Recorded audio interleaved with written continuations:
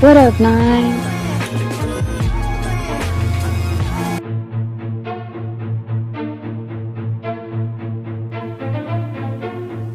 Trapaholics Mixtapes.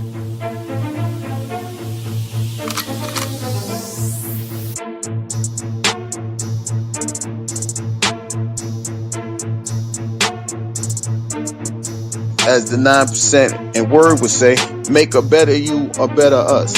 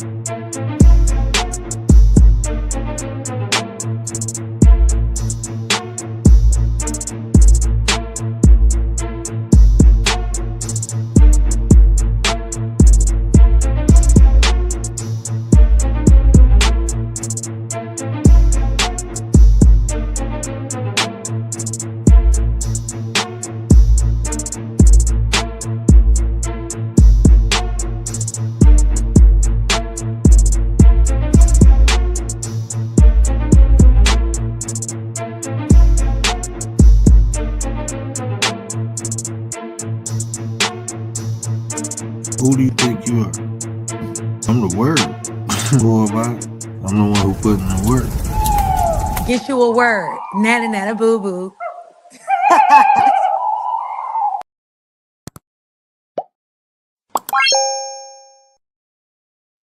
Nana boo boo. What up, though? It's the word. You see the title. We about to get into it. But before we get into that, let me get into the chat. Miss Chicago, what up, though? Appreciate you, sis. Appreciate you. My 33 brothers in the building. Mr. Gary Busted Down Brown. What up, Nine? Appreciate you, bro. Appreciate you. Bond, what up, though? I still got to get you up on. Don't think I'm going to keep the pressure on you, bro. I want to have that convo, good convos with you, man. Yeah, man. Failure is not the end. I had a client this week, and this is one of the things that came up in conversation, and he was like, you know what? This would be a good topic. And I'm like, I'm pretty sure I covered it before, but we can hit it from this angle, because oftentimes when people think of failure, and look, I want to give this disclaimer real quick, right? I'm not saying there's not cons to failure. I'm not saying bad things don't come with failure, but what I am saying is some good things that come with it also. And whatever you choose to focus on, that's what your experience will bring into your reality, right? Whatever you choose to focus on. So if you look at failure as a bad thing, what tends to happen is not only are you afraid to fail in things, but also you will be afraid to attempt things because of the possibility of failure, right? When in all actuality, failure presents opportunity, opportunity to grow. It also develops things like resilience if you choose to keep trying, right? It's things that I done failed at probably about 20, 30 times before I finally got it, and if I would have stopped the first time I failed, I would have never got it. But me continuously trying, it built that resilience. Like, okay, I didn't get it this time. I didn't get it that time. But if I keep trying, if I keep practicing, oftentimes when you fail, it's for a couple reasons, right? You don't have enough knowledge. Maybe you don't have the skills. Maybe you just went about it the wrong way. And that's the opportunity. It gives you an opportunity to do things the right way, to acquire new knowledge, to acquire new abilities, to acquire new skills. Sometimes we try things without knowing what it takes to achieve. But if you never try it, you'll never know what it takes to achieve. You can only contemplate. You can only assume. Right? So failure, there's no end in failure. The only time failure becomes an end is when you stop trying. But if you choose to look at it as an opportunity, these things can be developed. Like I said, resilience, confidence, new skills, new knowledge. Most of the time when people fail is because they don't know what they're doing. And that's okay because shit, we don't know everything, right? I embrace failure. I'm not gonna say I want to fail, but I embrace it. If it happens, then I know it's something that I need to work on. Some more I need to do. If there's more practice to develop whatever skill or whatever ability that I need to achieve, I work on it some more. If it's knowledge I didn't have, I go learn about it, and then I come back and do it again. So failure is just an opportunity, honestly. It's an opportunity, but it's really about perception. It's how you look at it. Everything has duality within it. Like when we was talking about the Nova effect, dog ran away. When dog ran away, of course you're gonna be sad. You're gonna be upset. You can even get depressed because you don't know if it's gonna come back or not. You don't know if you're gonna find it. No guarantee, right? But in the story in the Nova effect, he was like, well, I don't know if it's good or bad. And then the dog came back with other dogs. He was able to sell the other dogs and get paid off of it. And they was like, oh, that's good fortune. He was like, well, I don't know if that's good fortune. And they looking at him like, you crazy. Like, bro, your dog ran away, came back with other dogs. And now you're rich now. You was able to sell those dogs and come up. What you mean you don't know if it's good fortune? Because a couple of days later, one of them wild dogs broke his son's leg. Now his son got a broken leg. And they like, oh, man, that's crazy. If you didn't have this dog here, your son's leg wouldn't have got broke. It was like, well, I don't know if it's good or bad. And they was like, no, it's bad because your son's leg broke. Then he came back a couple days later. They came to, draft all the well-to-do men, like the men who can actually, go to war. But they couldn't take his son because his son's leg was broke. And a lot of the people from the village didn't make it back home. So they said that was good fortune. And he like, man, look, it just exists. The outcome of positive, the negative is all about perception, how you choose to look at it. That's what the moral of the story was, is perception. So if you perceive failure as something bad, then you go focus on all the bad aspects of failure. But if you look at it as an opportunity, then you go start finding opportunities within the failure. You will never see them if you already got a preconceived notion that is bad, though. You ain't gonna look for none of the good stuff. That's why, especially in my house, we don't do I can't. Because if you tell yourself I can't, you will start making or finding reasons why it can't be done versus finding reasons why it can be done. If it's been done before, that means it can be replicated. And guess what? Failure might come with it. But through that failure breeds opportunity. Not only to achieve, but to acquire. Not only to achieve whatever the goal is, but to acquire new skills, new knowledge, new abilities. But it's all choice, man. That's what life is in general. It's choice of perception. Like when people talk about free will, right? People think like, oh, you free to do whatever you want to do. Really not about being free to do whatever you want to do. It's about you being free to think about it the way you choose to. You're free to perceive things as you want to. You can look at things any way you want to, positive or negative. That's your free will. But to do now, everything comes with something. Everything comes with something. Even thinking. Thinking comes with something. Like I said, if you think negative, you go see all the negative aspects. If you think positive, then you will find a positive aspect. Simple choice. Like even being legally blind, right? I can look at it, all the negative aspects. There's a lot of stuff I can't do no more. But I can look at the positive aspects too. I choose to focus. I choose to focus on the positive and oftentimes negate the negative. Like I know the negative aspects exist. I'm just not worn down by them. I'm not hunkered down by them. It's not weighing me down. But that's a choice. That's how people become bitter. Things happen in life and they be upset about it. instead of looking at it and seeing what they got out of it. Especially like most common thing people become bitter about is relationships, right? Failed relationship. Instead of looking at it as a failed relationship, you can look at it as a growing process. Okay, that didn't work. Why didn't it work? Because my personality, I'm just giving some soft stuff right now. My personality did not match with this person's personality. This soft, right?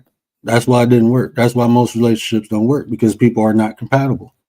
They don't complement each other. Because when you complement each other, you go together. You know, it's an even cycle of give and receive. You know, people say 50-50. No, I give 100. For me, personally, if I can't give 100%, I can't do it in any type of relationship. I'm going to give 100 and I want 100 back. If I can't get 100 back, then there's no purpose. Skort Mama, what up, though? Dee. My bad, I wasn't in the chat. I'm just sitting off here rambling. I didn't drop the link. I'm tripping, bro. I'm tripping. We just talking. You know, if y'all want to come up, feel free. Might join tonight. Bet. My bad. I was not in the chat. I was just, it probably looked like I was in the chat, but don't pay attention to my eyes. Only one of them work halfway anyway. You don't never know where I'm looking.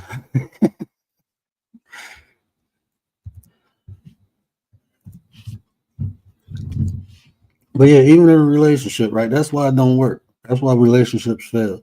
But instead of people looking at it like, okay, we weren't compatible, we didn't complement each other, you start thinking about, well, this person did this person did that. You know, never taking account what they did or what they allowed. I mean, if a person doing something to you at some point, you know, you had to allow it. And let's be honest, a lot of times in relationship, I'm not even gonna say, let's be honest. I'm not even gonna say I'm gonna use me. A lot of times in my relationships, the things that broke us up, I allowed it at the beginning. I could take accountability for that. You know why? I failed.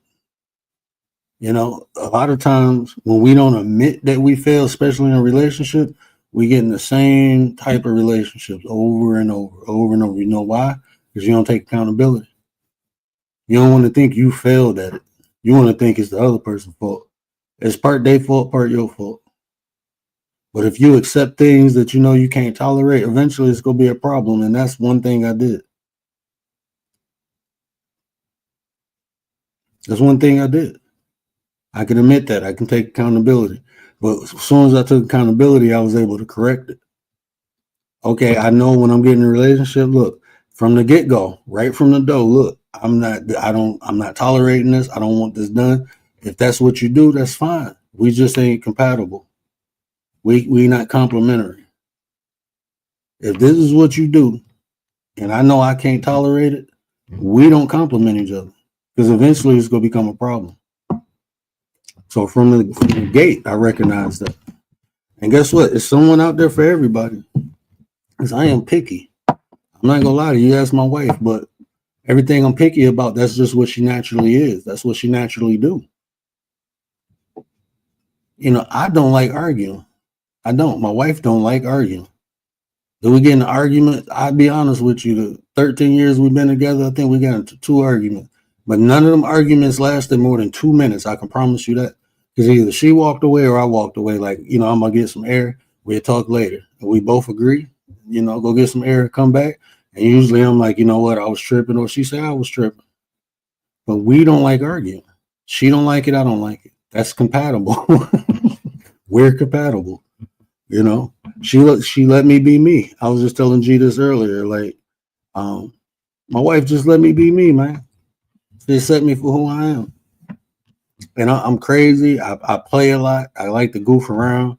But life was hard for me. So I like to have fun with it now. You know? So I pick with my wife all day, 24/7, constantly joking with her. She don't mind. She can tolerate it. And she joke back now. She getting just as morbid as me. Rubbed off on her.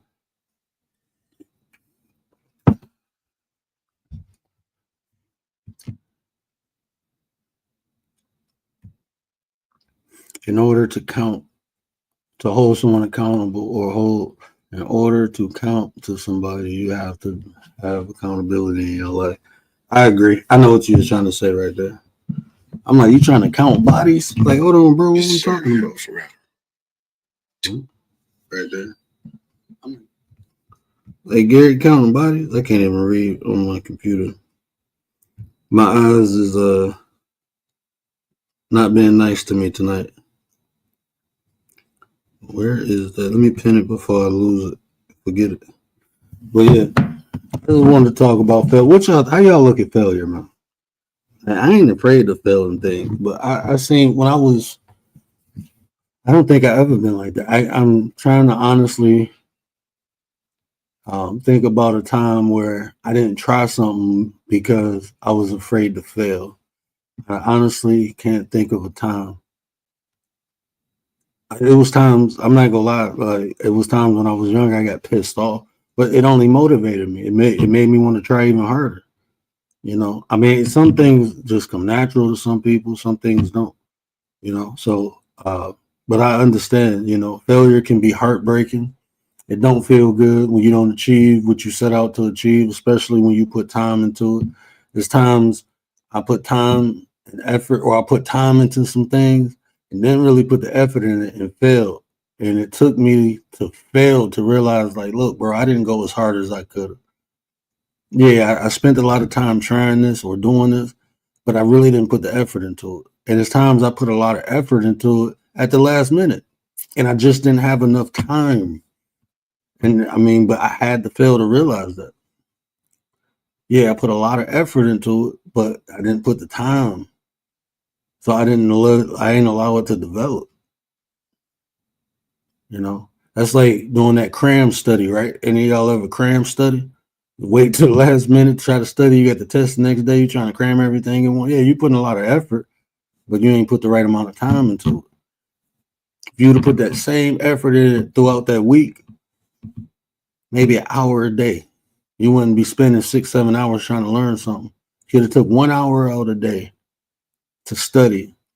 East Dad, what up, though? Appreciate you, bro. 1 hour a day. Put a lot of effort, energy into it. 100% focus throughout the week instead of waiting to the last day and trying to put 6-7 hours into trying to retain information. Some people can do that. I've never been good at that. I've always been a person who had to apply things. That's why a lot of times y'all hear me say, man, look, you got to practice, because that's my way of knowing. You know, some things you can read a book and learn, but some things you got to put the work in. That's just how life is. You know, I'm not going to deny that you can, you know, read some things and learn, but it's different when you apply it. That's how you obtain knowledge. It's through applying. I mean, that's how you attain wisdom. I apologize. You attain wisdom through putting knowledge in practice through time. That's the formula, literally. Knowledge, practice, time equals wisdom. That's why we always say the older people are the wise ones. Why? Because they've been living life. They've been here doing it and doing it and doing it, and seen a lot of different things happen a lot of different ways. That's why we use that. But if you never apply the knowledge, you'll never gain wisdom. Wisdom don't come through books. Wisdom come through experience. The only thing that come through books is awareness. That's the only thing that comes through books is awareness. Only thing you go get from a book is reading experience, comprehension. Yeah, you can get that experience.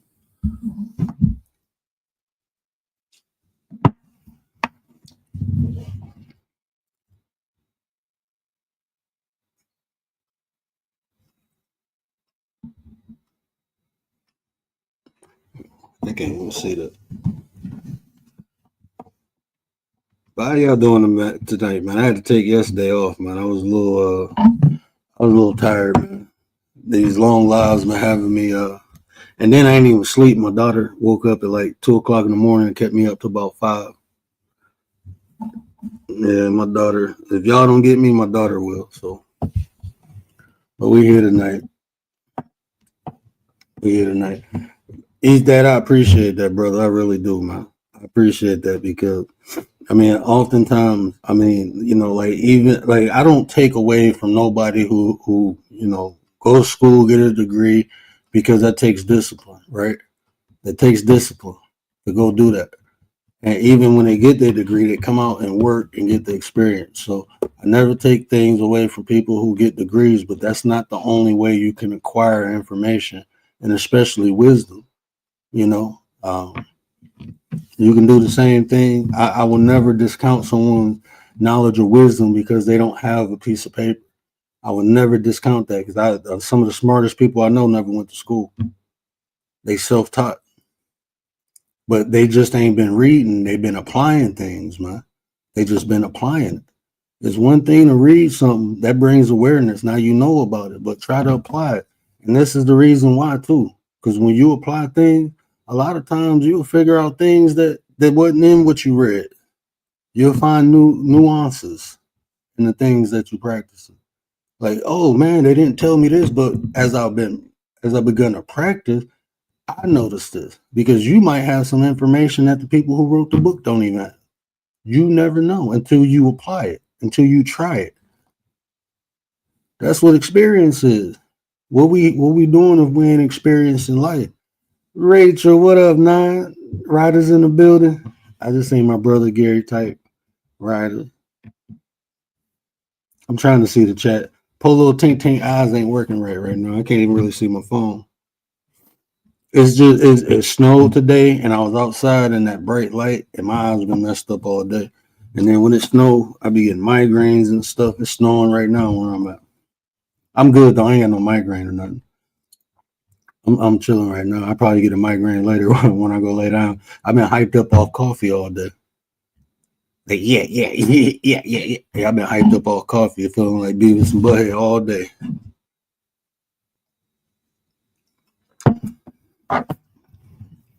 But yeah, definitely experience things. It's not only good, and it is what I'm teaching my son, to do things. And when he fails at something, okay, try it again. And then I show him the right way to do it. Now, what did you do wrong, or what didn't you do? A lot of times we think we know something, until we try it. Then when you put it to practice, like, oh, it ain't what I thought it was. Nah. Now that you're doing it, you see it's different. It might take more effort. It might take less effort. It might take more time. It might take less time. Y'all ever remove a flywheel from a transmission? That shit is annoying. Okay? It's annoying. But I got better at it the more I practice. I remember the first 2 times I did it, I gave up, couldn't do it. And I realized why. It wasn't even me, we had to cut it off. But I wouldn't have known that, even brakes, right? Some brakes, it take me longer to jack a car up than to take the brake pads off, or take the caliber off, take the pads off, and slap some new ones in, push the piston back, throw it back on there, and good to go. People are like, you need to bleed the brake line. Yeah, if I disconnect it, the only time you need to bleed the brake line is when there's air in it, right? I didn't know that. So the first couple times I did brakes, guess what I kept doing? Bleeding the damn brake line. Unnecessary. Went and bought a tool and everything so I can do it by myself. Because, we got any backyard mechanics, back in the day, you needed 2 people to bleed the brake line. Now they get a tool, you only need 1. But I kept disconnecting the brake. I didn't have to. I kept taking the whole caliber apart. Totally taking the caliber apart. Disconnecting the brake line. Well, if you do that, guess what? Now you got to pump air in it. But it took me a couple times to do it. So now that's why I said 10, 15. It takes me longer to jack a car up than to do the brakes. Just take longer. But through the experience, I learned that. What up, though? Yeah. Now what up, though? Yeah. I was on my time. What up, Oos? It's just me, Oos. Nah, you was talking about failure, right? I'm not I'm not okay. How do you say this? You're not afraid of this type of failure, but you just can't do it, right? It's like mandatory, right? And I think the only failure that is fits that category is when you a parent, right? Uh, you being a dad, right? And you get to experience the kids the way they are at this particular time, right? So, failure is not an option, but it's not an option because, you fear it. It's not an option because you understand that it's a must. Like I can't mess this up, right? Because you got people that's under you. It's like you failing yourself. It's one thing to fail yourself, but when you have a family involved, it's a totally different scenario of failure.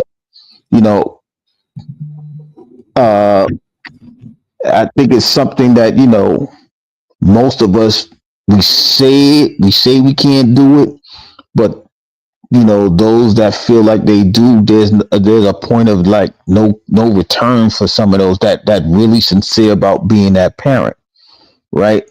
You know, there's a couple of parents in here. I think they understand what I'm saying.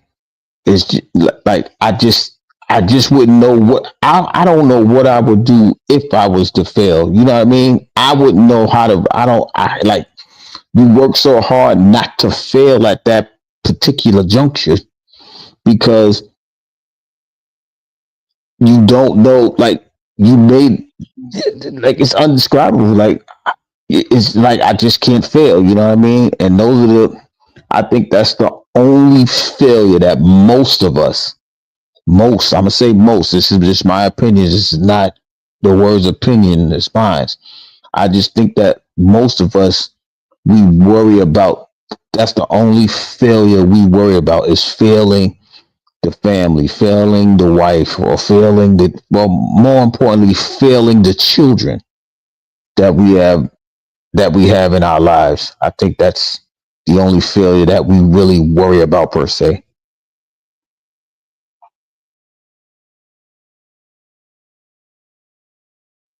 Oh, it must be my time to cook. He on mute.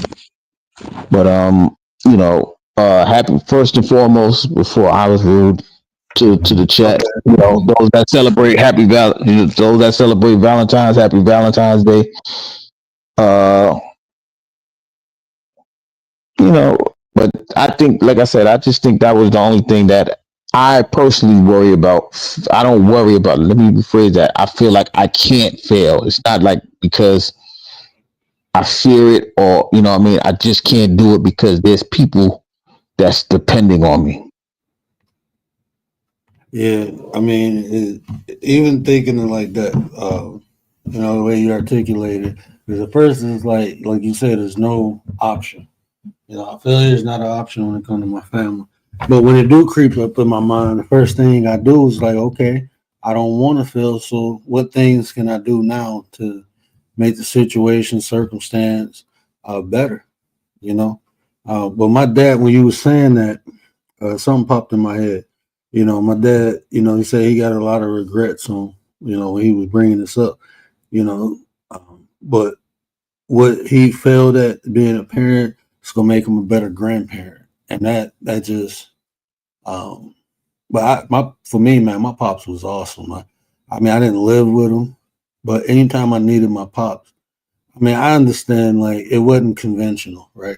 But I appreciate every second, every minute, every word that he ever said to me coming up. I never felt like he didn't love me.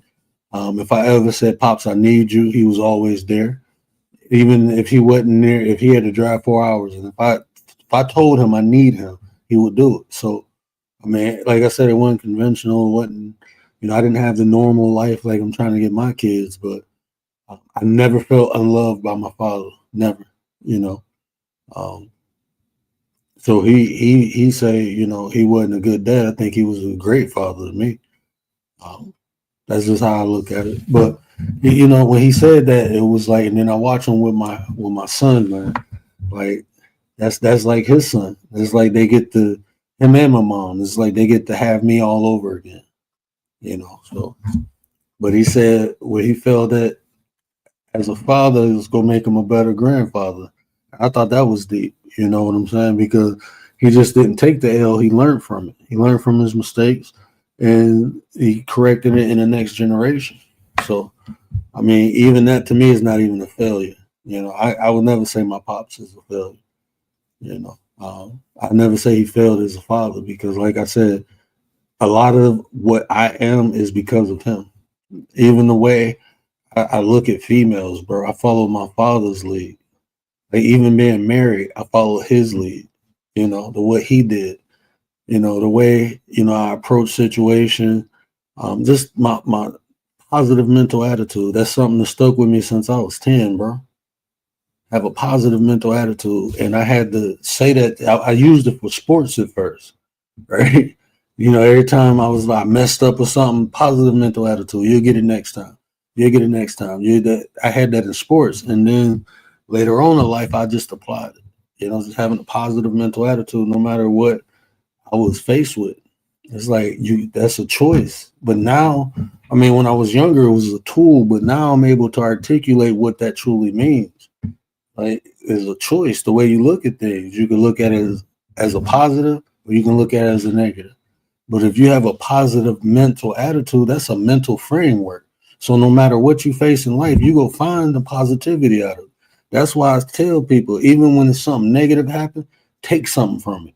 It took something from you, now you take something back. You own that shit. You learn that lesson, and that lesson make you proud.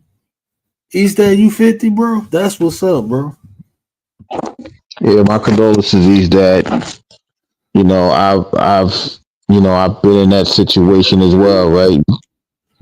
You can't really get that time back, but the time that you do have in memory of that person that you lost, in this case, you saying it's your dad, all you can do is, it wasn't a fear of losing him, right? It's just the love that you have for him, right? You just live not vicariously through him, but if you're doing the right things that you believe that he would want you to do, um,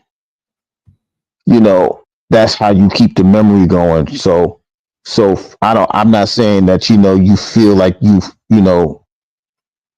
some people when they lose a parent, they feel they're going to fail them if they don't do the right thing. But I don't think it's a fear of it. I just think you just do that out of the obligation of the love that you have for a person. And when you do that, that's not an option either. It's in the same category of what I was speaking earlier. So, once again, my condolences to you. And this is what I be saying too, man. You never know nobody's story, and I would never know his dad was 50. You know what I'm saying? He very mature dude, but he down to earth, man. You know, he's just down to earth, and he don't look 50. Like when you see him, he just don't look it. You know, so that just shows that he living his life, man. You know, he living his life, and to persevere. Like I don't like when I hear people, even my wife. You know, she just recently lost both her parents. I don't tell her how to feel about that. No, I don't. I can't because I still got mine. So when people tell me their story, I can only listen and learn and know what's possible. You know what I'm saying? Like East Dad is a cool dude, and for him to lose his father at that young age and become the man that he is, it tells a lot about him and it tells a lot about what his dad put in him. So I mean, I rest in power to Pop. And honor to you, man. Honor to you, brother. Left at 51 in 2008 for breast cancer. I was 33 like Jesus. The Most High is sustaining me. And this is what I tell people, man. You don't know.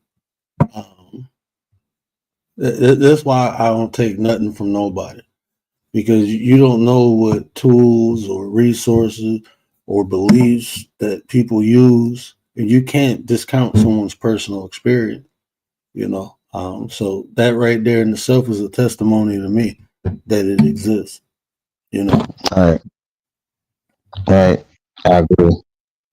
You can never tell somebody, right? Even, when you have those conversations, you can't tell nobody's testimony, right? They can only tell their testimony. and it allows you to understand what that relationship was or is with that creator that they're worshiping, or that person that they have that relationship with, right? um and like I said, when you go through those situations, and when you have the strength to get through a situation like that, like, that's why people always say, you know what, love and cherish the people that you have today. Don't wait till they gone to give them their flowers. They can't smell it. Don't tell them that you love them because they can't hear it, right? Don't try to embrace them because they can't feel it, right? This is why you do those things, right? Because the failure to do so, it's not going to haunt them because they're not going to know. It's going to haunt you because you thought they had the time. You had the time to do so, right? And because you don't have that time, it can really do some damage to you. It can eat you alive, right? But that's why, like, if you don't have that parent there, right, you give that love to a sibling if you have it, right? Most of the time, if you lose your parent, 9 times out of 10, you may not have the grandparents to do it. But if you do, you give it to that grandparent anyway because that's your elder. But you give it more to them because that's the closest thing to that parent that you may have lost, right? And so, those are the things that you do when you feel like you didn't do enough, or you failed to tell that special someone that you lost that you love them, and you can't show it to them now. So that's what you would do. You would give it to the next closest person, and like I said, you would want to hope that even though you may feel like it's not enough, it's more than what you were doing before. So that way you can make the effort of, like, all right, I'm showing love to this person through another person. And that's sometimes that's all we have. And you know what, East Dad, I was planning on doing a show. I've been writing a couple of them, but I wanted to break down that parable. Hey, Jesus was dope. I'm gonna tell you why. Because he said so much fly stuff that went over people's head, or they just took it for face value and then didn't learn the lesson within the message he was sending. When Jesus told people, those without sin cast the first stone, he wasn't saying he did. It was literal, but it was metaphysical too. He was saying, if you don't have sin, cast the first stone. But what he was saying is, like, if you don't want to be judged, don't judge, man. And oftentimes people look at somebody else do and try to judge instead of understand why. Jesus always got down to the why, because when you get to the why, you can find a solution to the problem. But if you just look at the what, you just see the problem. That's all you see. And people think judging is going to solve the problem. That doesn't solve problems. Judging people will never solve a problem. The only way you're going to solve a problem is if you understand why. But then when you get down, like he said, what they do on YouTube, when I watch East Dad, man, I be loving it, bro. I sit back, I laugh. I can listen to East Dad. I don't even got to be in the chat. I just be cracking up. It's good entertainment. If you're going through some BS, go chill with East Dad for a minute. You won't even be thinking about it. You know what I'm saying? So for somebody to judge a man, like, that's crazy. Not that man.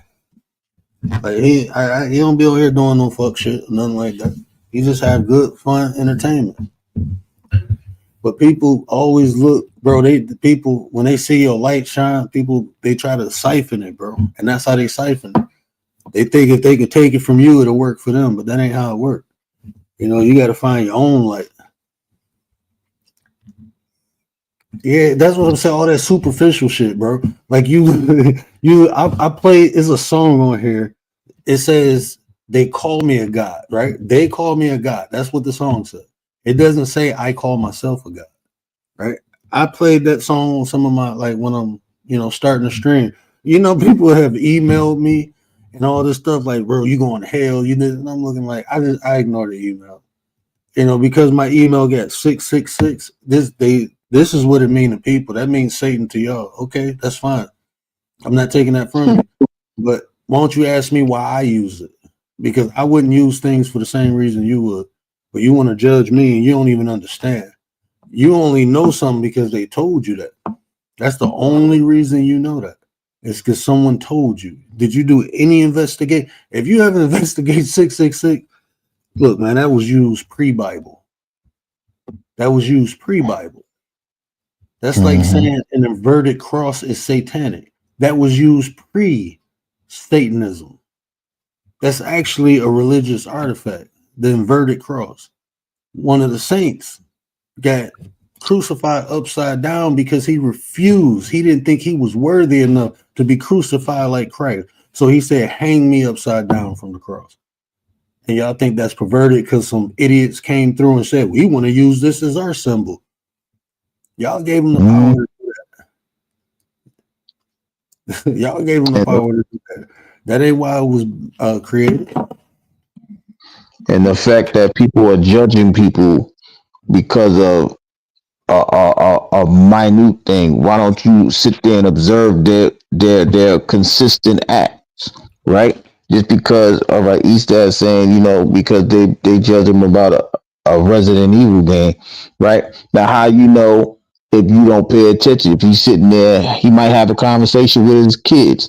Y'all don't look at that. Y'all just want to sit there and hold on to that one little aspect just to cast a judgment on somebody, and that's not how you're supposed to do things anyway, right? You're supposed to sit there and observe somebody, and whatever they're consistently doing, that should be the judgment of their character. That's what you should see as their character. You don't have to judge nobody to see the character in a person, right? Like when he comes in, he's polite. He always comes in, he greets everybody, and it ain't no negative tone, no negative comments from him. So why would you think somebody's evil? All because they're doing something that you feel is evil. Stop putting your expectations on people when you don't even know what to expect from yourself. And a lot of time, that's how people pass judgments.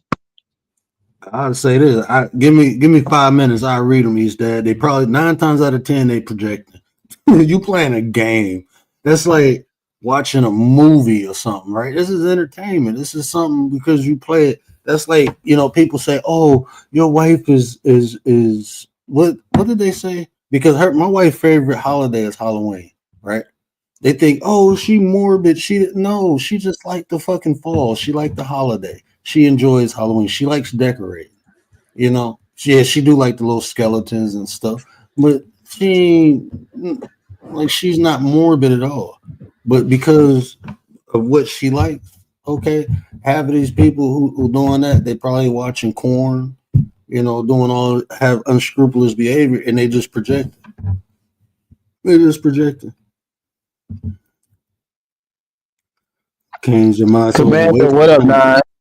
What up, Nine? What up, Commander? Rach is in the building. Y'all rock out for a minute. I still got my mic on. I'm about to go to Timu mode, but I'm gonna let y'all rock out. Okay. Rach. Right, how you feeling? I got the shovel with me. I'm feeling like the Undertaker. I got the casket. Oh yeah, I'm about to get down. I forgot I'm supposed to get down, right? No. D Shep, what up? I'm about to get down because I remember how you ended your live. I heard you. What happened? I'm a berry word. What happened? Hold on.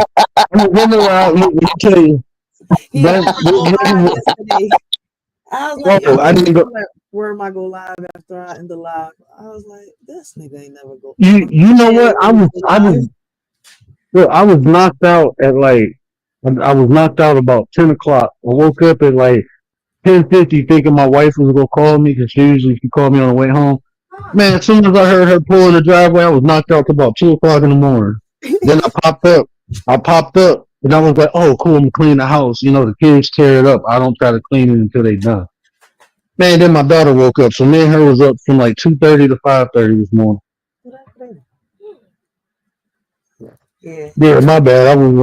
I meant to put it on the camera, y'all, but I passed out about 10, and I woke back up and right before my wife got off. As soon as I heard her pull up, I went right back to sleep. I was asleep before she even got in the house. You hear this? You hear the excuses? We still got the shovel, the casket, and I'm the Undertaker tonight. I know. Yo, we're gonna bury him. Yo, he's a tall man. I'm gonna have to dig a grave for maybe 20 feet deep. I'm only 6 foot and a couple inches. A little bit over. I'm a little over 6.5. I got my little mini me over here torturing me tonight. Man, I'm like, what kind of cruel joke is that? Why can't I just be 6'1"? Why got to be 6.5 and a couple inches? That's all right. I feel you. I'm 4'11" and some change. It's all right. Yeah, I ain't make the 4'12" with the 5 feet. Welcome to the club. Yeah, you my Numbers. damn. You sort of tell you my sister height. Chill. Listen, my parents ain't finished Yeah. making me. I'm gonna always say that. They ain't finished all the way. I think the shortest girl I ever dated was like 5'2", and it was like I had to pick her up and kiss her. Like I'm straight. My It's wife's all right. 5'7". I'm dead. I'm serious, man. I ain't about to bend down. My Hold on, baby did somebody about pop 6 up? feet. Hold on, I gotta let you up. My Hold baby on, there. about Go 6 back in the feet house. too. He ain't gotta pick me up. He lying. Man, you gonna bend down and break his back. Get out of here. Cause you lied on my daddy's height. You all up in the Kool-Aid, don't even know the flavor. What up, though, bro? 3 and 50 inches. Yo, respect, bro. What up, bro? Respect to you, brother. Respect to you, man. I Yeah, appreciate you popping up, man. yeah, man. I never thought I would even come up here, or I would even be in position to come up here. But like I said, I'm a little tired after work, and I was reflecting a lot, and just sitting in the bathroom, smoking on some hemp, and Okay. getting ready to go to bed. That's what's up, bro. I indulge to relax, to calm the nerves. Mind you, I don't really smoke weed like that. I smoke maybe once a month, and today was the day. As I kept saying, I'm tired, so on and so forth. It was just a really reflective day because, like y'all, everybody on this panel, we all have a lot of things going on in our life, whether they're negative or positive. So the things that are going on, I'm just going through it. So And that's the key. And like you said, negative or positive, that's the key, man. Is to just identify it. And me personally, man, life go happen, bro. So it's great. I never question why I lost my sight. I never question why, my stepdad put a knife in my chest. I never questioned why my brother tried to pop me and shoot me in the face. Never wow, questioned it. I just accepted, because that's it. I learned things through all those experiences, right? And some of them was negative, some of them was positive. Some of them, it took me longer to understand the lesson, but it's life, man. It's 100. life. So, It's life. That's 100. That's just life, bro. You have to accept it. You didn't ask to be here, mhm. but now you're here. You have enough awareness to know that even though you might not understand your purpose, that you keep waking up every day for a specific reason and you have to figure it out.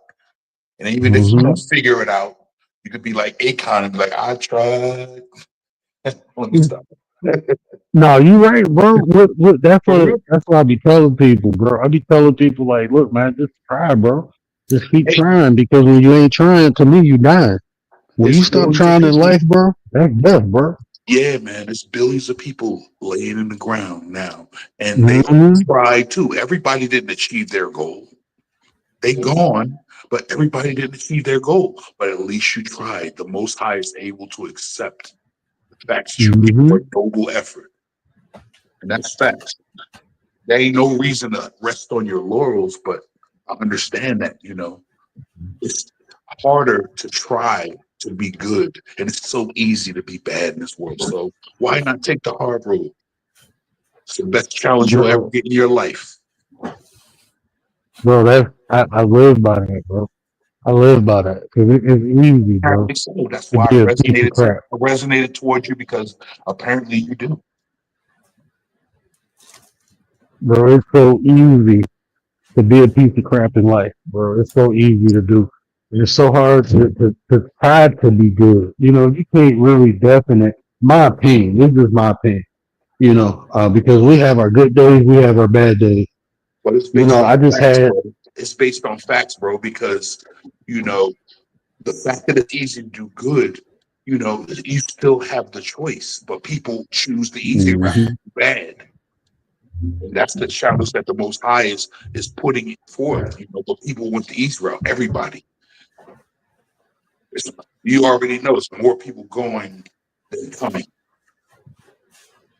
But that's not to be seen because I'm just a blood breathing human being, just like the rest of them. I have my own things that I have to answer to the Most High about.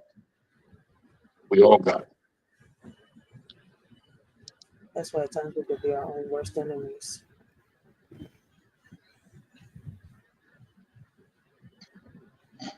Anyway, Yeah, I appreciate you allowing me to pop up, man. I'm gonna jump down, man, and get in the bed because a nice little smoke allows me to sleep better, and I'm going to go ahead with that. So I appreciate y'all, man. Man, I appreciate appreciate you. you, brother. Respect And to everybody in the chat. anytime you want to come up, bro, and drop some wisdom on us, bro, I appreciate it, man. You're more than welcome anytime. Bro, I respect your wisdom more than I respect my own. And I'm not diminishing myself. I'm just letting you know that you have a very brilliant mind and you need to expand upon it. And I appreciate listening to you, even though I've never popped up, So have a good night, brother. Respect. Respect to you. And I'm truly humbled by that, man.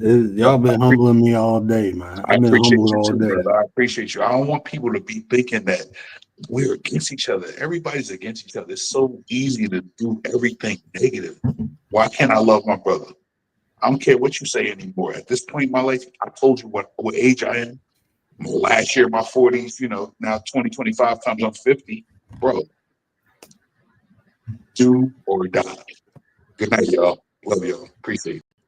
Well, you too, bro, man. Hey, man, I'm blessed to see your age, bro. I'd be blessed to get there. I'm still working on that. I'm still working, brother. That right there. That's why I love talking to my elders, people who older than. I recognize anyone who older than me as an elder, and I respect the wisdom they bring because they've been here, especially when they own some. I don't even want to say positive when they own some real stuff.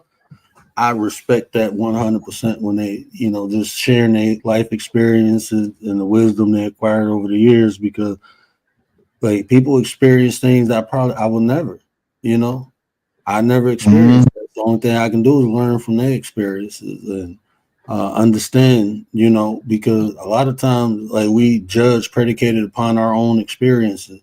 And I think that's where a lot of people go wrong at because it's variables in life, man. You never know what it took for a person to get where they at. So that right there, bro. Miss Chicago, she humbled me earlier, man. I appreciate you too, Miss Chicago. We was in Rachel chat. Y'all gonna have to go check the replay and turn the live chat on to see what Miss Chicago said. That's if y'all want to know. Unless she will come up here and tell y'all, because I ain't telling y'all, but she humbled the shit out of me. I wasn't even expecting her to say what she said. And it's like, man, it's just it's humbling, man. It's truly humbling. Mm-hmm. And that's But see, that just goes. Oh, sorry. No, go ahead, go ahead. No, I was just saying that I said I love having people like that in my chest, like my Chicago.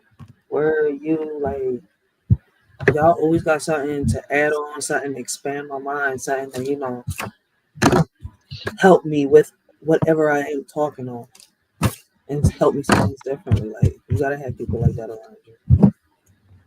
But just imagine if we felt like we failed because we wasn't getting the numbers that other people are expecting for themselves, right? Talking about social media. You know what I mean? Like just just imagine like your channel struggling. It's easy to say, you know what, I ain't doing this no more. I don't think I'm reaching people. And I'm pretty sure that some of us may have had that notion in our mind, right? But it's something about failure that makes you not want to quit because you understand that quitters don't win, right? So you keep going, you keep pursuing, you keep having the conversations, right? And then that's when you meet a Miss Chicago. That's when you meet a East Dad, right? And then they make our conversations worth it, right? Because if we're trying to make people feel comfortable, as Ezad just eloquently said, he don't do this, but he felt comfortable enough to say, you know what, let me pop up here and give this young man his flowers, right? And you don't really know how much that can actually mean to a person. If somebody comes up and say, you know what, riders, I appreciate that poem. It wasn't written for me, but I took it as it was written for me, right? You don't know how much your words can do for somebody going forward. But if you felt like you failed, you could have stopped and nobody could have received it in the first place. This is why you must continue to push forward. This is why you must continue to say, you know what? I don't care if there's nobody in my chat right now. Somebody's gonna pick this up somewhere down the line. And when you do that, you could never be a failure.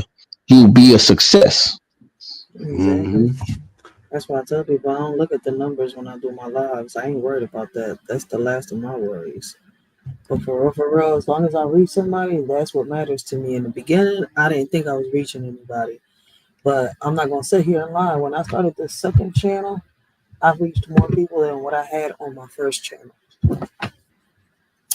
And that's what And matters. you, That makes me feel you, different.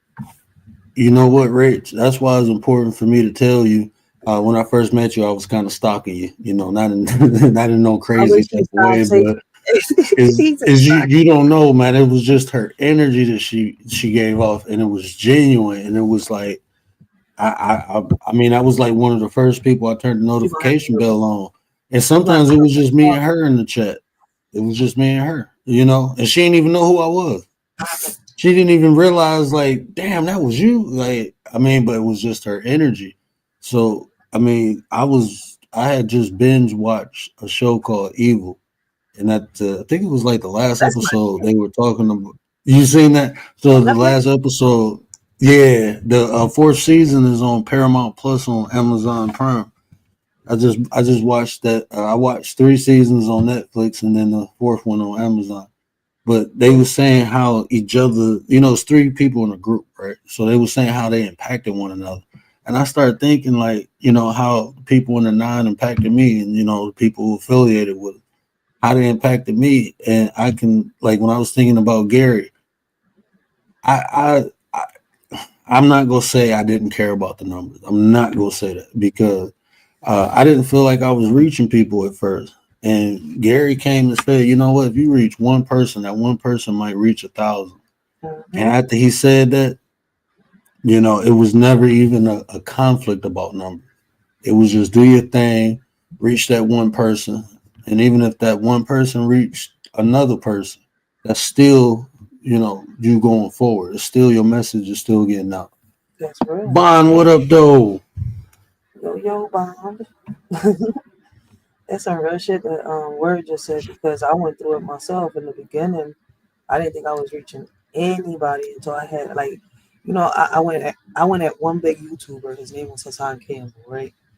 And I got a lot of backlash on that, right? But I had a YouTuber that was coming at him, and he was another big channel, and he was one that took me to the side, and he was like, "Look, listen, man, there's potential in you. Don't stop. Like I've heard you say a couple of times, you're gonna give up because you know the way people. Because in the beginning, it wasn't easy. Like I had a lot of flashback. One because of the topics that I would bring up, and then two, imagine sitting here giving your perspective and your opinion against one of the biggest YouTubers here.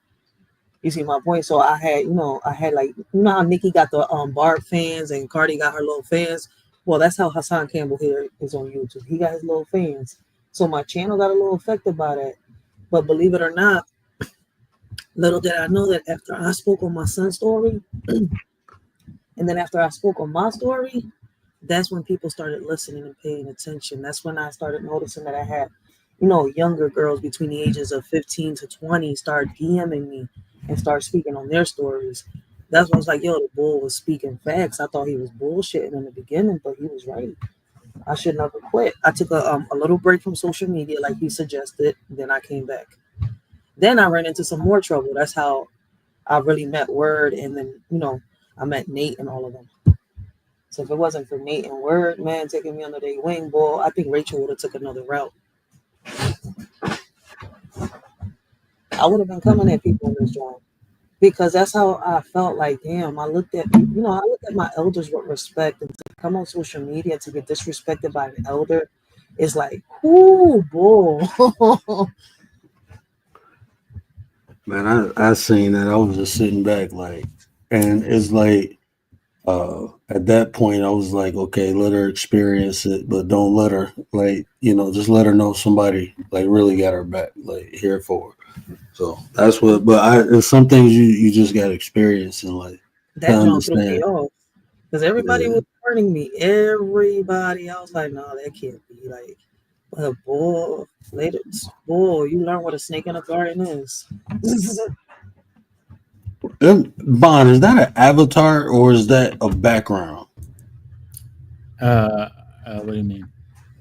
Like because your avatar is moving. Yeah, no, I use OBS, so Oh, I have a moving background. I can input. I can just slide in different images on here. He used that joint. okay. It just made sense now. It just made sense. Yeah, no, I use OBS whenever I Yo, join. how do y'all use that? It's so hard to use it. It's things you have to learn, but I don't think it's hard. Only reason I'm still using StreamYard right now because I'm paying for it. Other than as soon as I'm not paying this month, I'm gonna take my card off. I already did. So now I'm going to OBS. I ain't paid StreamYard in a couple months. So, and when they give the free promos, I take that one free promo and we chilling. I've been trying to kidnap Bond onto the panel for like the last week. What up, though, Bond? Yeah, you've been trying to get me up here for a while. I was trying to come up here the other day, but I'm old, so like it takes a little bit. Oh, he was trying to come up here when Wildheart was up here. Oh snap! Oh yeah. Wildheart's my boy. I know Wildheart has some things with him, but I've known him for a long time. Wildheart just need to go see a therapist. He in the spectrum. It's obvious. That's the whole thing. I've known him for years, so yeah. Ain't that wrong with him? Yeah, him and Wildheart, they got a unique relationship. It remind me of like me and my brother almost. How like we opposite, but we appreciate each other's differences. We get a little spats and stuff, but that's my dog. I love my brother. It just when I see y'all interact, it just remind me of like a brother, situation. Wildheart, cool. I like Wildheart. He different. But as long as that's what make him. That's what make him cool. Like all y'all different to me. If y'all really knew how weird I was, man, y'all be like. Wildheart good as long as you don't take his little holes. No, just don't get in debates with him. No, it ain't no debate. You can't debate him about the prostitutes. That's it in reality. No, but Wildheart good. I think everything else he'll agree with us, take into consideration. But that one topic, boy, I'm sitting here, I was like, jeez. He's just thorough. He likes to know why things occur, and he just thorough. It makes me laugh. Still, listen, I gotta talk to him one day, and I gotta tell him that when you get into a debate, you also gotta do your own research. He's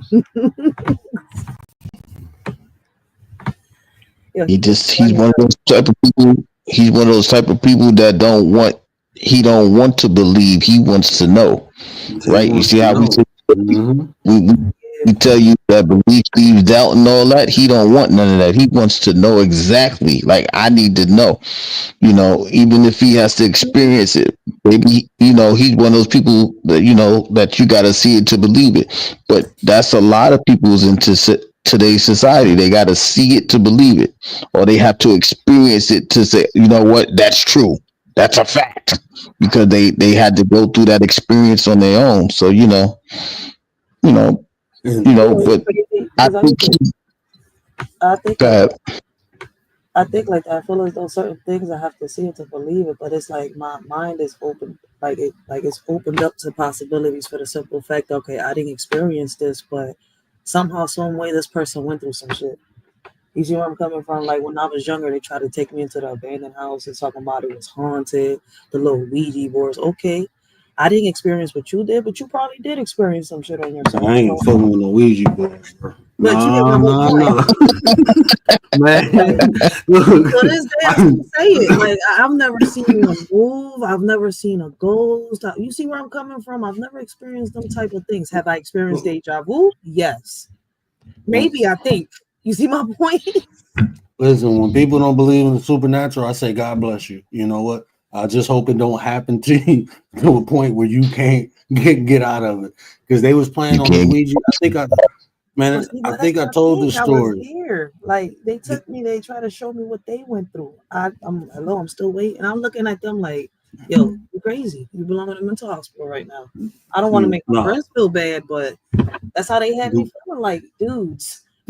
they was on a porch playing with a Ouija board. I stepped up and they looking and I'm watching and I'm a very observant person.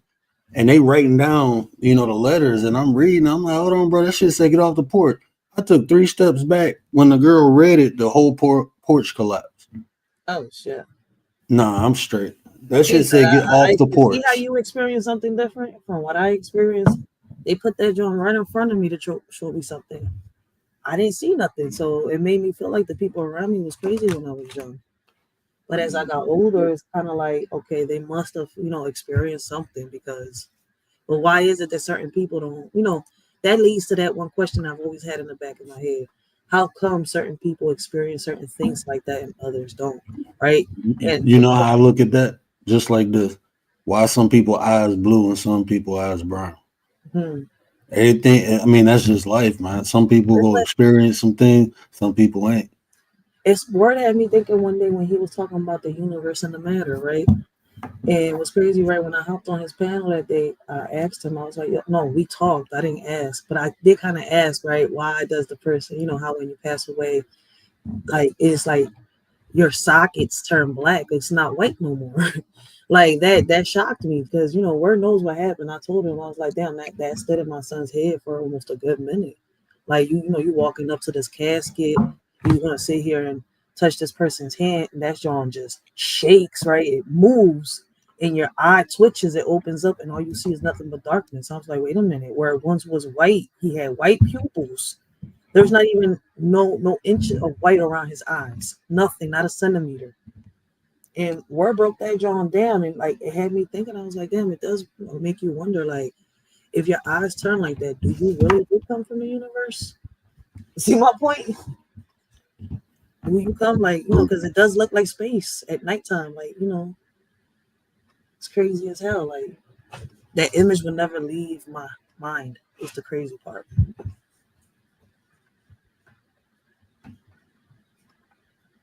So that's what you wonder. But Bon, I want to ask you a question, right? Because I think they classified you as a theist, right? Uh-huh. Yes. Yeah. And that's what they classify me as, but I don't feel like I fit in a box. So I just gave myself my own title. I say I'm a divine being having a human experience. I'm just the spark of the creator. That's it. I'm just an essence, So like what do you believe in? So I don't think I find it hard to believe that there's nothing greater than us out there. You get what I'm saying? Yeah. Like I don't know if it's comes from ignorance or something where I'm just not capable of understanding, but I find it hard to believe that there's not something more out there. Now, I don't know what that is. I don't know if it's like an afterlife or anything like that. But for that reason alone, I tend to classify myself as a theist. Okay. Because I was trying to understand, but I definitely understand now because I mean, a lot of times, like I said, I don't subjugate myself to one ideology or understanding, and I acknowledge an existence beyond my comprehension because of experiences that I had in life kind of correlate with a lot of different philosophies, you know. Mhm. And Yeah. not saying it's either one, but I'm saying, you know, I know for a fact, you know, it's something beyond my comprehension. So, Yeah, you know, man. Like it's this whole thing is weird because like you get into these conversations um with people when typically when it comes to religion, it's like, well, how did we get here? How did this happen? How did this? And then what? Now, for me personally, I don't, I don't know. I don't know. I just live my life, man. You know, I'm just trying to help people around me. Um, but I don't. Whenever the limited amount of thinking that I put towards it, um, I feel like there's something more out there, but I don't know what it is. I have issues with so we live in America, right? Christian God, that's the thing, right? Um, Now I have issues with the Christian God, uh, just because it's always brought right to my face. Um, but I mean, I'm open to it. I don't think it exists, but I'm open to it. You know. And that's even fair. See, like having conversations like this, like me in general, you know, I'm used to being in environments where we share difference of opinion. Like Yeah. being different is actually a benefit. You just listen to someone, and you don't have to accept what they say, but you don't have to try to crap on what they say neither. So a lot of times Yeah. when that happens, it'd be like, okay, bro, you know, some like we don't have to hold the same beliefs. Okay, it's okay if you don't believe in God, the Creator, the Divine, the way I do. You know, Hmm. we come from two different spaces. We come from different experiences in life, and a lot of that often causes the perception that we built or the perspective we build on life in general. You know, the experiences we have. So, if I know this for just observing people. You know, my sister's grandfather was a bishop, right? So Okay. I know people have put their belief into Christianity and it made them better people. I know that for a fact because I observed people who became better people after they've given their life up to the Christian God. But I Yeah. also know it's people who use that and will weaponize that against other people too. So Oh yeah. that's why for me it's more on an individual base instead of me putting a blanket and say, oh, these Christians are like this or this like that. Let me talk to the individual. Because Yeah. if it works for them, if it's making them a better person, there ain't no argument. There's nothing to say. But if you Yeah. weaponize it against me, then we're gonna have to go fact to fact. You know Yeah. what I'm Yeah. saying? And, Yeah. Yeah. and Yeah. that's just how I approach it. Yeah, no, no, I'm the same way. Like if believing in the faith of a Christian God or whatever God, I mean, Muslim God, whatever, if it makes you a better Mm-hmm. person, that's helping the community, helping your people, whatever, roll with it, man. Keep going. You know what I mean? I'm not gonna sit here and try to talk you out of that. Right. Um, you know what I mean? Um, I will only so 100% I'm a theist, but I don't believe the Christian God's real or anything like that. But I'll only attack someone's beliefs if they're trying to use it for harm or for what I see as me. Mm-hmm. You know what I mean? Matt, I just seen this thing earlier where they was doing when these people got caught doing fake exorcisms, they was using the same person over and over, and I'm looking like this right here. I don't agree. You know what I'm Yeah. saying? Because it's like you misleading people. Like that can do harm. You know, you telling people like this lady literally was talking about she's curing Down syndrome. Like, bro, you know how ignorant that is. Like, you giving people false hope that, like, bro, come on now. Yeah. Yeah. No, I get you on that. I get you on that. I feel like me and you are pretty similar in Yeah. how we approach people. Um, because I have a lot of friends who they're believers in all sorts of different gods and stuff like that. Only a few of them I'll test, because how they act. yeah, how they act, how they like bring it to people, how they're trying to bring other people down. Yeah. Yeah, but like other people, I'm not like whatever. Like it seems like a net positive, right? Mm-hmm. So yeah. I mean, I'm not one of these like angry people that are just going after people. Like my bro on the panel, he always say be Christ-like, right? And he used scripture and the Bible and everything, but he not only talk it, he walks it. Like not just on here, having conversations with him, but off here having conversations with him. And so when he say be Christ-like, it's like I kind of, I follow different teachings of Buddha and such. I follow the teachings, man, because they're beneficial. And like I said, I use everything, bro. I use comedic science. I apply the 42 laws of my aunt. I practice the 5 pillars of Islam. I think it's great. And like you said, it's not only benefit me, but using those 5 pillars of Islam, I can help other people around me and in my.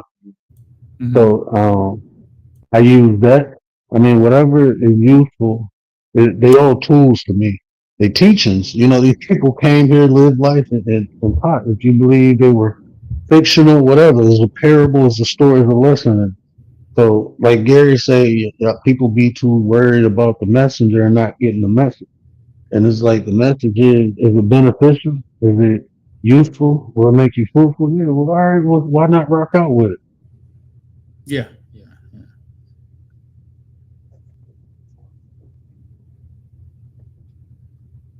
Hold on, give me just a second. I'm gonna mute for a second. So you good, bro? You good? Nah, I just, well, I I just feel like in all of the religions, right? In all of the religions, you have to reach that, as you would say, word higher consciousness. If the crown chakra is the Christ-like attribute, that's the equivalent of it. So every one of the religions there has to be a Christ-like attribute in there. I don't know who they are. I don't know who they're named after. I don't know none of that. But I know for sure somebody has to be at that Christ-like attribute to be the example to where that religion, that way of life, that walk of faith has to work for somebody in order for them to get people to understand that's a possible way to get closer to the creator or God, is as how everybody else will call him. So if that's the case, then you have to be at your Christ-like attribute. It's just a Christ, like, I'm not saying Jesus Christ, I'm just saying a Christ-like attribute, because there's many names. The Bible says there's many names, right? So what's the other one? They got a Krishna, and then they got this one, they got that one, then they got that one, right? All of them are the Christ attributes. It's not just Jesus. That's just the one that we know that's late. Well, how do I say this without sounding offensive? It's like Jesus is the Johnny come lately, right? That's the one we know. So that's the one that everybody want to put it, Jesus Christ. But Christ has been flowing to and fro, right, throughout the world for all of these years. So whatever gets you closer to your Christ-like attribute, whatever gets you closer to your creator, to the God that you serve, then that's just what you have to do, is be the attribute. Why should we be Christ-like? I think if you are going to if you are striving to be Christ-like, it gets you closer to that God energy that's within you, right? You can't get to it. Mm-hmm.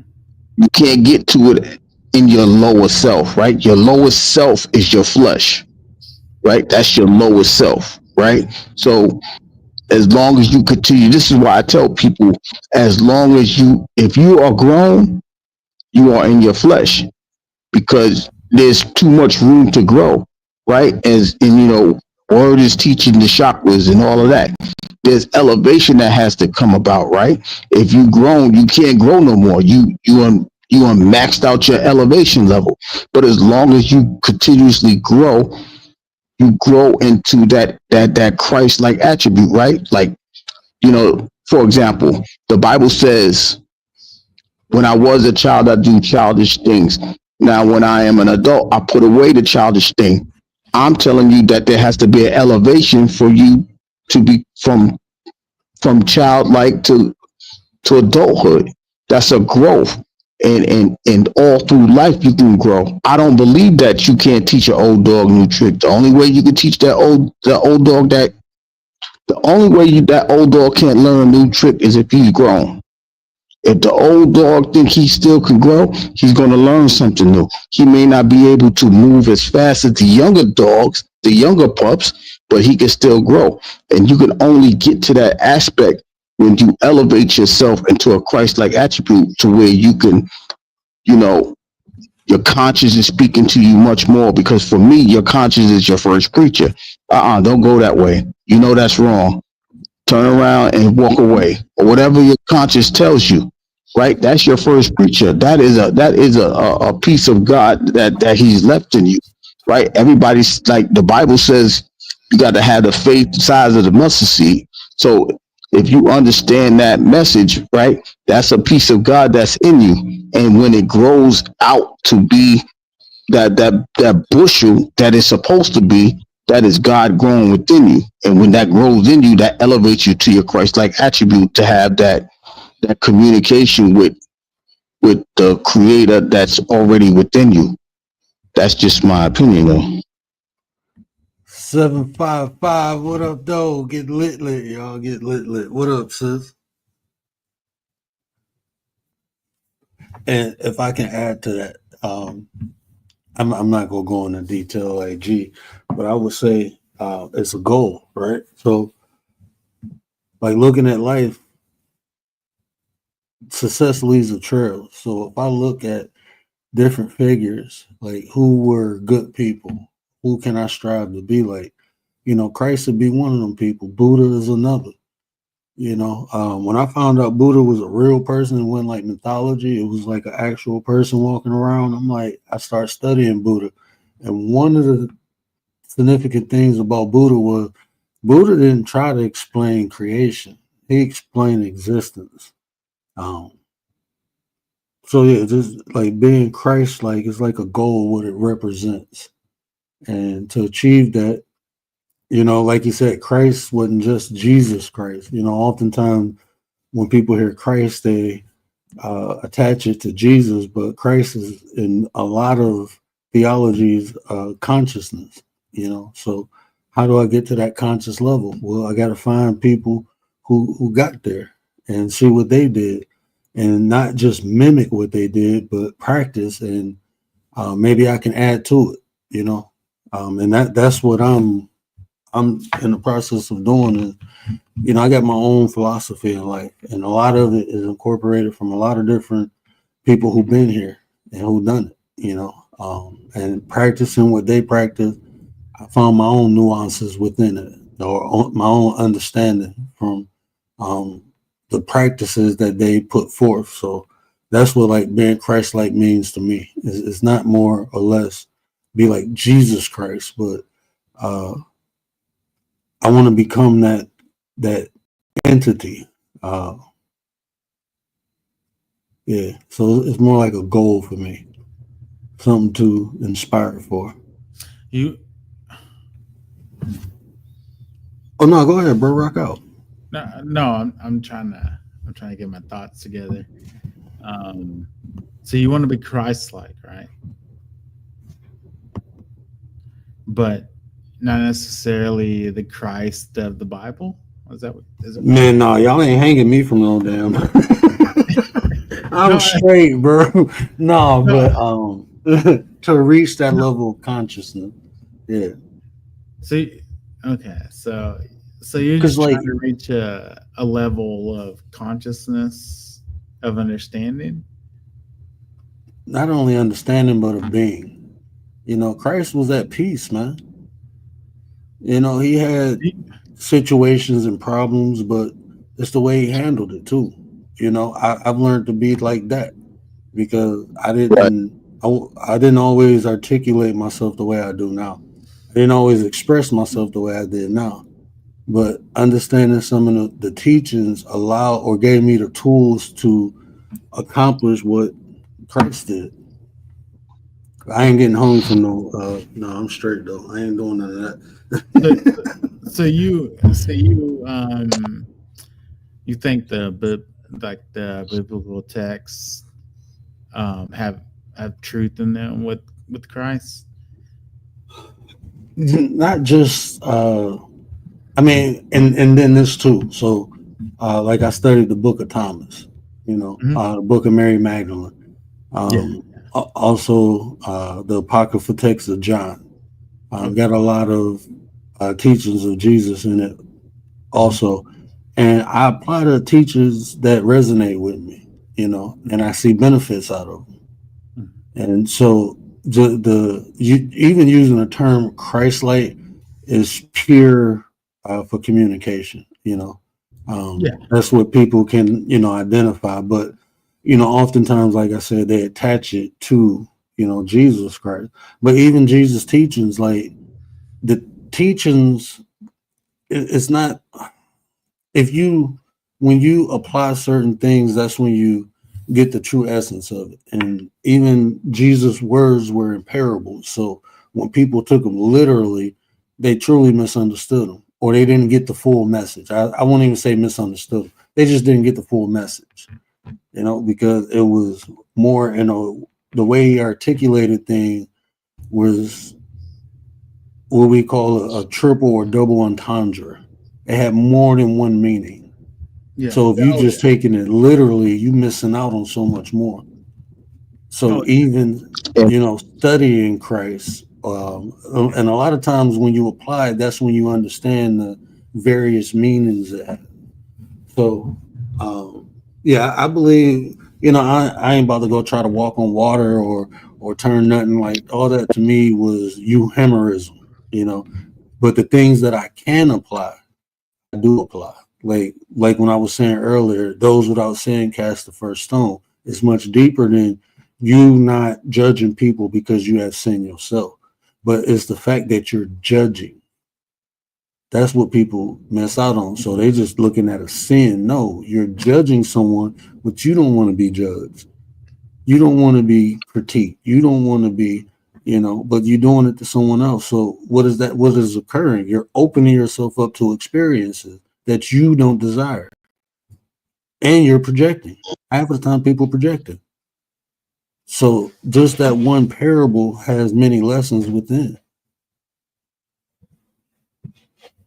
Yeah, for me, right? I think being being Christ-like, it supersedes religion to me, right? What does that mean, right?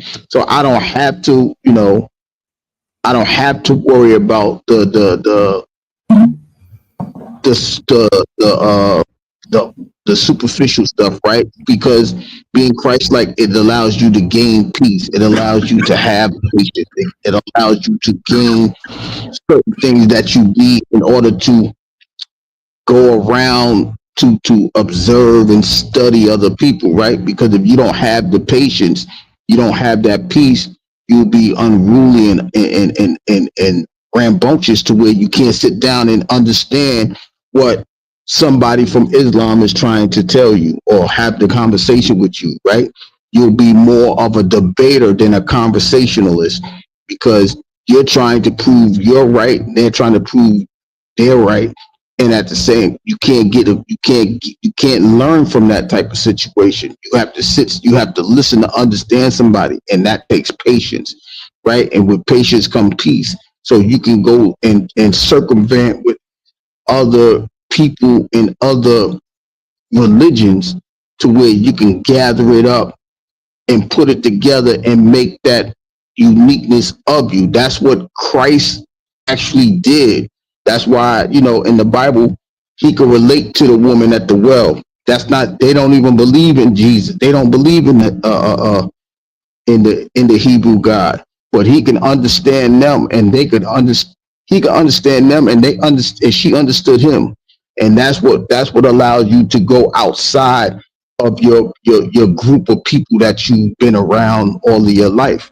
So when you go around and do that and pick up the information, it makes you a better person, and allows you to understand people to where if you stand still with your own people, you wouldn't understand them because your way, a lot of people feel their way is the right way.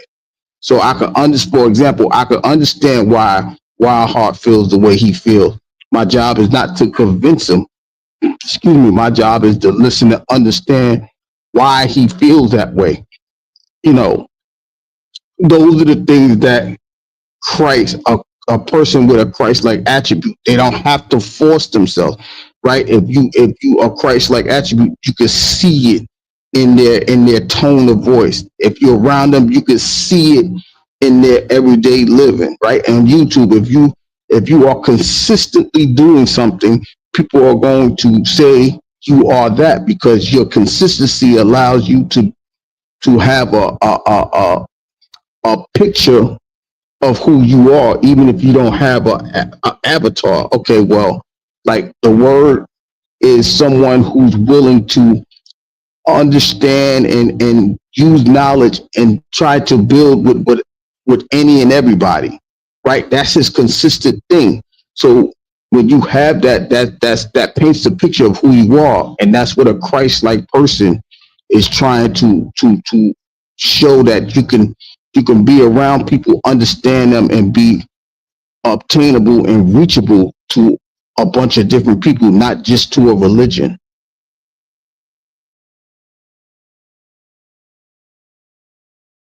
Hey, Carrie, what up, though, bro? Nene, what up, though, sis? Nene in the building, Hotep, sis. I appreciate you. I appreciate you. Yeah, but yeah, better you is better us. That's the 9% motto. We believe the better we are individually, the better we are collectively. So that's my Christ-like feature. That's what I learned through, practicing different practices. Not only Christ, like I said, Buddha, uh, Miyamoto, Confucius. A lot of these people said a lot of good things that I incorporated into my own personal experience and I benefited from. So I don't do everything people do. I am not getting hung for no cross. I get I ain't turning no other cheek neither. You hit me, we going at it. But other things, I incorporate, but not all. Not all. It still get me to where I need to go.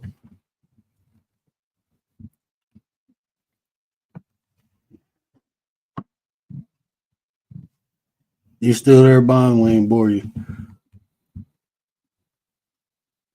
Oh no, I'm still here. I'm just listening. It's Heru. Horus is a Greek name. It's Heru, Horos, or are you saying Hor? Oh, Rachel, you on the panel? I'm speaking to the chat.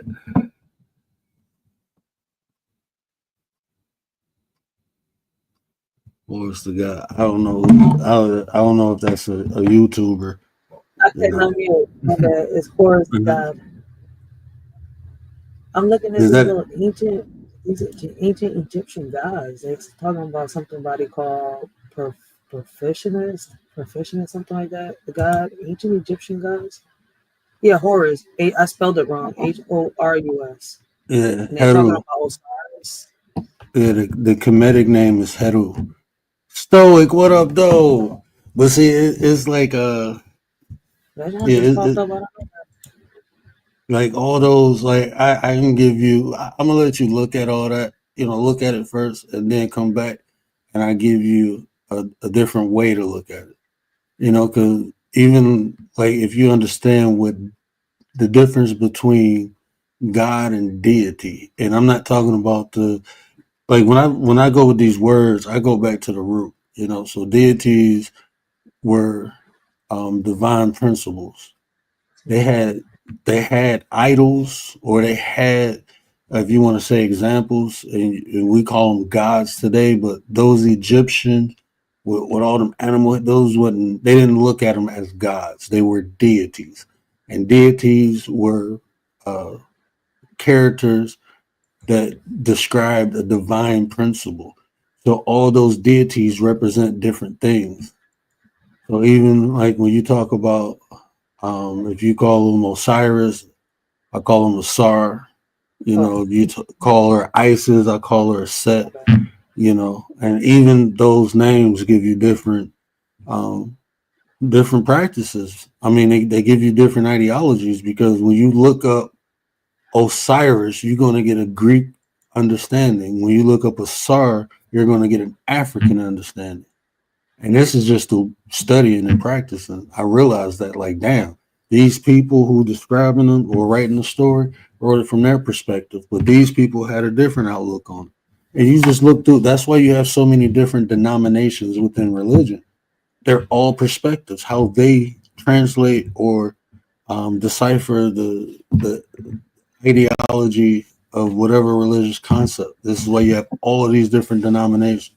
Islam has, I don't even know how many Islam has, but the two main ones to be scrapping. Just say the two black Islamic schools here in America, right? Not even talking about the original Islam, not the Sunnis or the what is the other one? Sunni and the Sunnis and but y'all know what I'm talking about. But over here in America, you have the Moorish Science Temple, which I practice at, and then you have the NOI, the Nation of Islam. You know, the Moorish Science Temple, Islam is science. They literally teach you science within the religion. But when you go to NOI, it's more like a religion base. They practice like, you know, a religion. So it's crazy. Science goes further back than what people think. I thought it was further back than 900 BC or DC, something like that. You said the who? I said science goes far back than what people think. So a lot of people think that science and doctors, surgeries, started around the 1500s. That I went down that rabbit hole. Like, yo, this is way before the 900 BC and all that. See, most people think we created things when we only rediscovering things. You know, I'm just being honest. Like, I mean, like even the what is it called? Like the Hippocratic oath that the physicians take is the Imhotep oath. That man, like medicine in general goes back into ancient Egypt. Medicine in general, you know, we like to think these people are primitive, but they got shit done that we can't get done now. So I mean, it's just how we look at things, you know. It's just how we choose to look at things. The five elements. I'm sorry, sir. My bad. Oh, no, go ahead. Y'all rock out. I was just reading the chat. No, because you were saying like the Imhotep, right? Now, most of us know Imhotep, right? From the movie The Mummy, right? Now, y'all, they got the world thinking that Imhotep is this dude trying to come back, kill everybody, and do all of these crazy things. When he was the exact opposite. He was a healer. He was one of those people that wanted, you know, to wanted wellness for people. But when when you trying to sell movies for billions of dollars, you get to pick somebody totally opposite of what they were, right? And you know, especially when you have those ancient rituals and ancient religion, you get the Scorpion King and all of these other nonsensical action movies when they was the opposite. They wanted to bring light, they wanted to bring peace throughout the earth and all these other things. But you don't know that unless you do the research. If you do the research, you can say, well, dang, that's what it is. Now, you got the serpent wrapping around the thing, but that's for healing. But they trying to tell you that the serpent is, is no good and this, that, and the third, but people was using serpents thousands of years ago to heal. See what I'm saying? So we gotta actually do the work so that way we just don't fall into the trap that the movies are telling us, because if we just take it for what it is, we'll be further back than we need to be. And sis said something in the chat. I promise y'all, this is what I built my foundation of morals upon. Was the 42 ideas of my, you know, I was told like, oh, that's demonic and that's this, and then when I started learning, but when you practice it, it begins to show you something different. You know, you get a deeper meaning from it, like practicing my. So yeah, when she said that, Nene, you already know I rocks with the 42.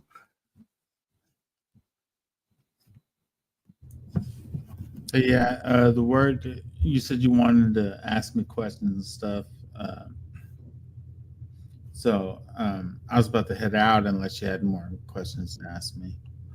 Oh, bro, I got questions for Dave, but let me ask you a couple more. What about because you know often we talk um about morals, right? And like I just showed, like the 42 hours ideas of my aunt. That's why I say I built my foundation on. You know, I had morals way before I was exposed to it, but practicing that, I was able to define them more, I should say.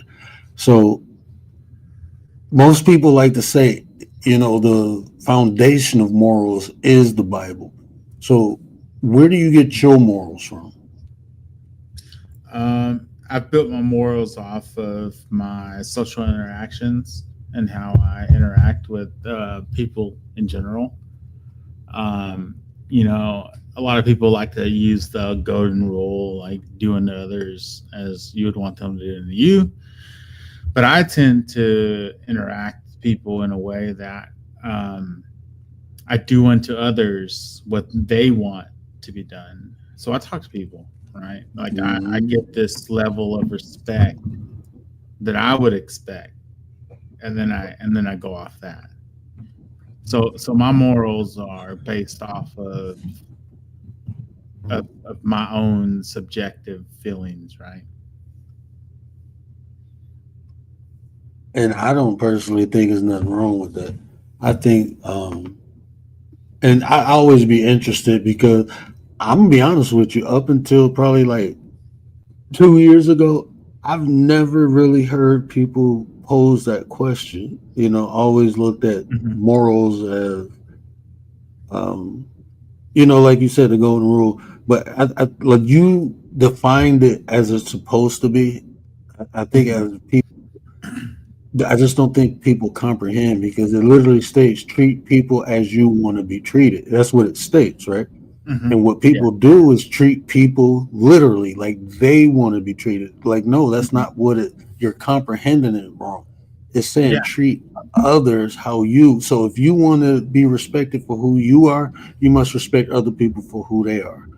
So Yeah. Yeah. their differences are important to them, just like your differences are important to you. So Mm-hmm. it's not you treating them like you think they deserve to be treated because that's what you're doing. But you treating them as if you would like to be treated. Like, okay, I want to be respected for who I am, so I'm gonna respect this person for who they Yeah. are. You know, I don't want this person to disrespect my culture, my religion, my anything, so I'm not gonna disrespect theirs. That's how it's supposed to work, right? Yeah. Yeah. Right. Right. I mean, yeah. I mean, I mean, yeah. Yeah. You're hitting it right on the nail. Yeah. I mean that's where I go with that. You know, when we get into these conversations, you know, you have a lot of people saying like God is whatever their God is he's the giver of the morals.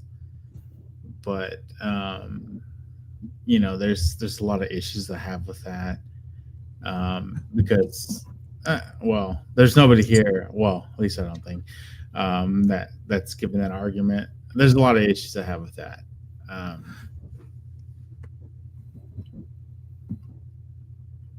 Because I guess the issues that I have with that are that they try to say their ultimate belief, their belief in a God, gives them their morals, and everyone should follow those morals, and that's where that comes from.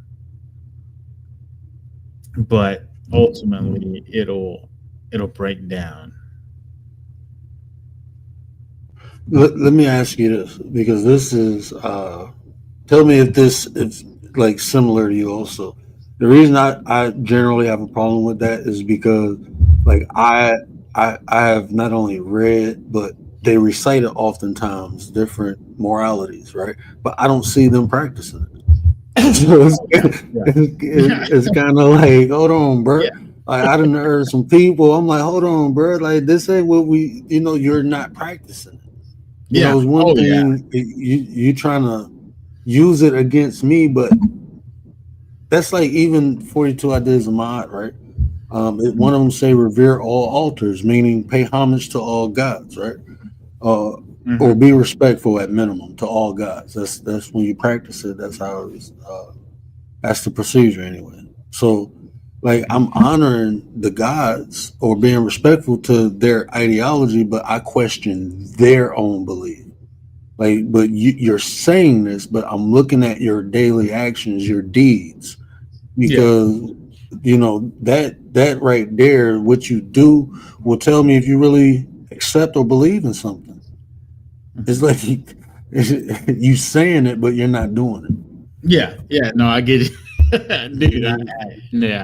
I get what you're saying. I interact with people like that all the time. Yeah, I get that. Ozzy.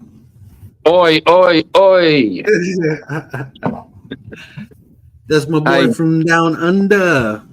That's it. The word, I can't stay long. I dropped by to just drop a like and support the channel. But there was one thing you said there that caught my attention, and I thought, I've got to ask the question. Mm-hmm. Do you think there can be such a thing as multiple moralities? Like, can you have? I do. Can you have morality and I have morality, and they're different things? Yes, definitely. I think definitely, absolutely. Yeah, I think I disagree with that. I haven't thought it quite through, but I think I disagree. I think you disagree. Okay. Well, let's work it out. Let's see. Yeah, sure. Yeah, sure. Well, I guess my question would be, say there's an important issue and I think X and you think Y. Mm-hmm. How do we resolve that? If you think, okay, so if you think X and I think Y, mm-hmm. and okay, so there's a situation, and we both disagree. Is that morality though?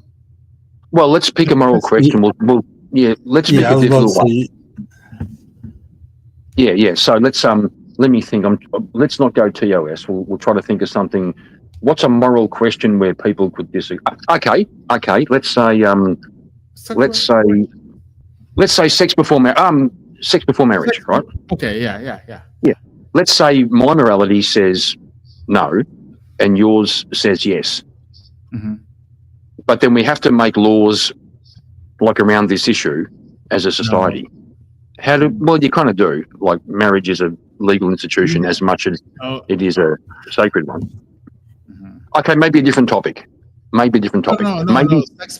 Sex before marriage is a good idea because you can get into things like making laws, and you can make arguments for that. I think this is a good topic to discuss. Okay. So sex before marriage. Cool. Yeah, I'm there with you. Yeah, cool. So let's say that I said, no, it's a bad idea. Morally, it's wrong. And you said, morally, it's fine. Mm-hmm. How do we resolve that issue? If we can have multiple moralities, mm-hmm. When there becomes an issue, how do we resolve it? So, okay. So in this case, what issue? why is it an issue? Because if okay, so just for a second, like if I believe that sex before marriage is not an issue, and I come in contact with a woman that has that same belief, we use contraceptives, we take precautionary measures before we're married, after like the 4th or 5th date or whatever. Why is that an issue? What if I said that? What if I can't say I can? I'm being hypothetical. What if I said I could demonstrate that societies flourish much better when people don't have sex before marriage and they stay monogamous through life? Oh, I would have to ask you for some evidence of that and some stats of that. Yeah, it's hypothetical. Yeah. So say, Yeah, but say I had the stats. Mm-hmm. Okay, so you show me something that shows that a society will flourish. It'll flourish. Yeah. Flourish without sex before marriage, right? Yeah. So say there's less crime. There's more stable homes. There's better outcomes for children. There's less people in jail. Stuff like that. Okay. Well, I don't know about less crime and stuff like that, but I get. Yeah, it's true. It's true, actually. I mean, I get what you're saying. Like, society will flourish more if there's less sex before marriage. There's more focus on a home and a family environment. Yeah. If I saw data like that, and to be fair, I do think that that's the case. But yeah, I would have to go with it. Oh, well, that's a really appreciate your honesty, man. So would that mean that one perspective, and it's all hypothetical, would that mean that you could say you might have a personal morality, but if you saw something objective that was better, that you could, are we moving towards saying there is something objective? Like we can look at results and say morality should be based around things that objectively work out better? I don't think that I would say it's objectively better, but I think I would say that if you threw the odds out there, you're probably going to have a better chance of having a better life if you go this path. Yeah, so that I appreciate that. That sounds. I'm not sure. It sounds like we're leaning towards something objective. Something we can point to and say that works better, regardless what I think, regardless what you think. The data shows that seems to produce better results, right? Yeah. I mean, I think you can look at so let's, in this hypothetical, right? We have the data that's clearly showing this path leads to better results, right? Yep. Now, in every situation with that, not every person falls in that graph, right? So yeah, true. Yes. There's outliers, right? But considering the outliers, if you want the best chances to reach this goal, you should probably take this path. Yeah, I'll agree with you. It's I wouldn't say it's like an objective morality thing. I just think it's based on numbers and statistics, because there's always going to be outliers. But if you want to have the best chance, you're going to go this route. Well, the damn outliers are always the ones who mess us up, right? Because we could say for one standard deviation each side of the mean, you've captured 86.5% of everybody. 2 standard deviation, you've captured 96 or 98%. There's always that 2% on the tails that we have to account for. And if we want to be accepting and good, in my estimation, we have to have room for that, for the tails of the distribution, right? But for example, should we form public policy around 96% of the population to the detriment of the last 4%, or should we see the last 4% as significant. I'm using harsh words here, speaking about people, but I'm trying to speak sociologically. No, I think. No, I I was think. about to say, don't ask that because we're in America. So Explain having that. the laws and rules are wrote for the minority, not the majority. If that makes sense. I mean, Yeah, I mean, the haves personally, and the have-nots just get left out. But I'm gonna answer right at the heat because I got something for you, Ozzy. I'm gonna answer right at the bottom. Sure. yeah. So I think personally, I think the role of the government is to present the information and let the people decide. So if the government shows the unbiased, or at least as much unbiased as you can get, right? Just show the data. If they show this is, if you go down this route, this is probably what's going to happen. If you go down this route, this is what's going to happen. They put it out there, and then you let the people decide on what route they're going to take. Right now, there's other programs in place to handle if they do or don't. Right. But I don't think it's the role of the government to micromanage people's decisions on things like that. Interrupt. I'm having some really serious issues with my audio here. You're coming through really robotic, so I'm just going to sit silent for a bit. My phone sometimes comes good, and then I can rejoin. If I can't, I'll just drop off, and I'll come back next time. But I'll just be quiet for a bit. But am I robotic for other people? Oh no, you're back. It's me, bro. My phone. Okay. Yeah, my phone sometimes turns into a potato. Oh no, you're good. And, make sure it wasn't me. oh no, yeah, you good. I will say this too. I want to put the foundation down first, right? So I believe multiple things can exist in the same space, right?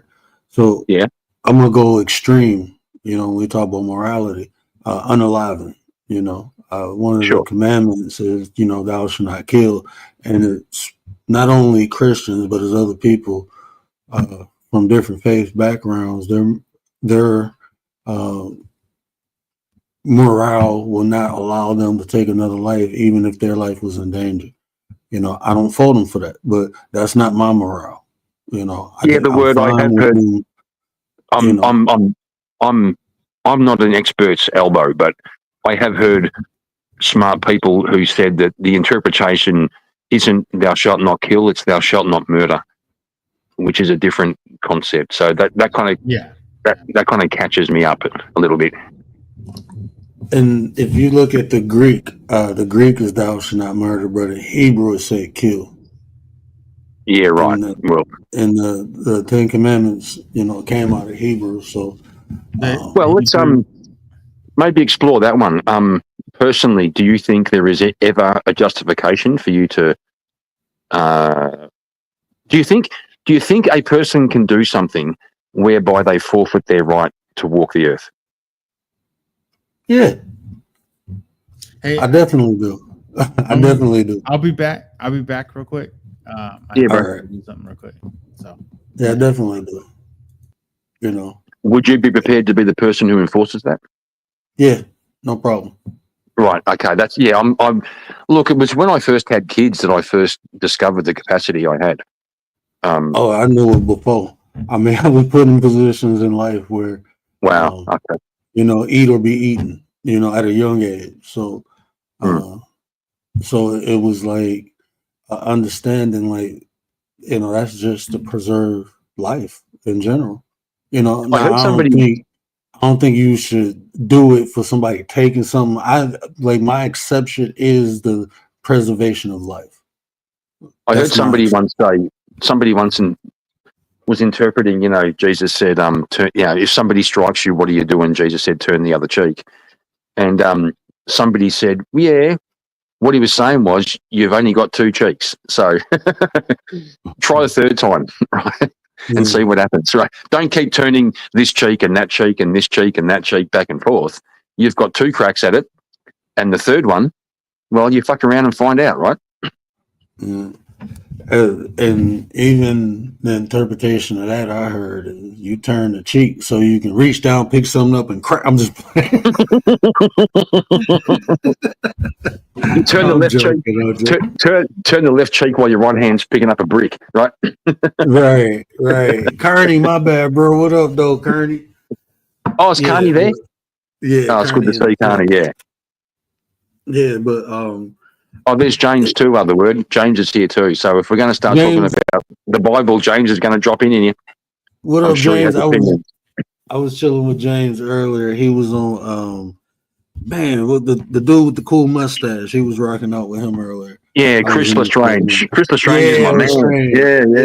Lestrange. Yeah. I seen him. Man, he was doing good on that debate thing, and they was like, whoever win the debate, they want them off the panel. I'm like, what? That don't make. I don't know how it works. I know, bro. I'm like, that's a bad boy. I like him. I like his ideology. I'm gonna link up with him one day. Yeah, go and check out. He does a stream. Chris is like an artist. He worked on special effects for Mad Max Fury Road. Right? Oh, for real? Yeah, for real. And that movie had no CGI. All the explosions were real. All the crazy characters were all done with makeup and epoxy. And Chris was from that crew. And he said on his channel once a week he does a like in the workshop where he's making molds and epoxy and stuff. It's great fun, bro. It's great fun. I just subbed to his channel today. I'm gonna share it here. Y'all go check out Chris, man. Look, even if you only go look, he got one of the coolest mustaches on YouTube.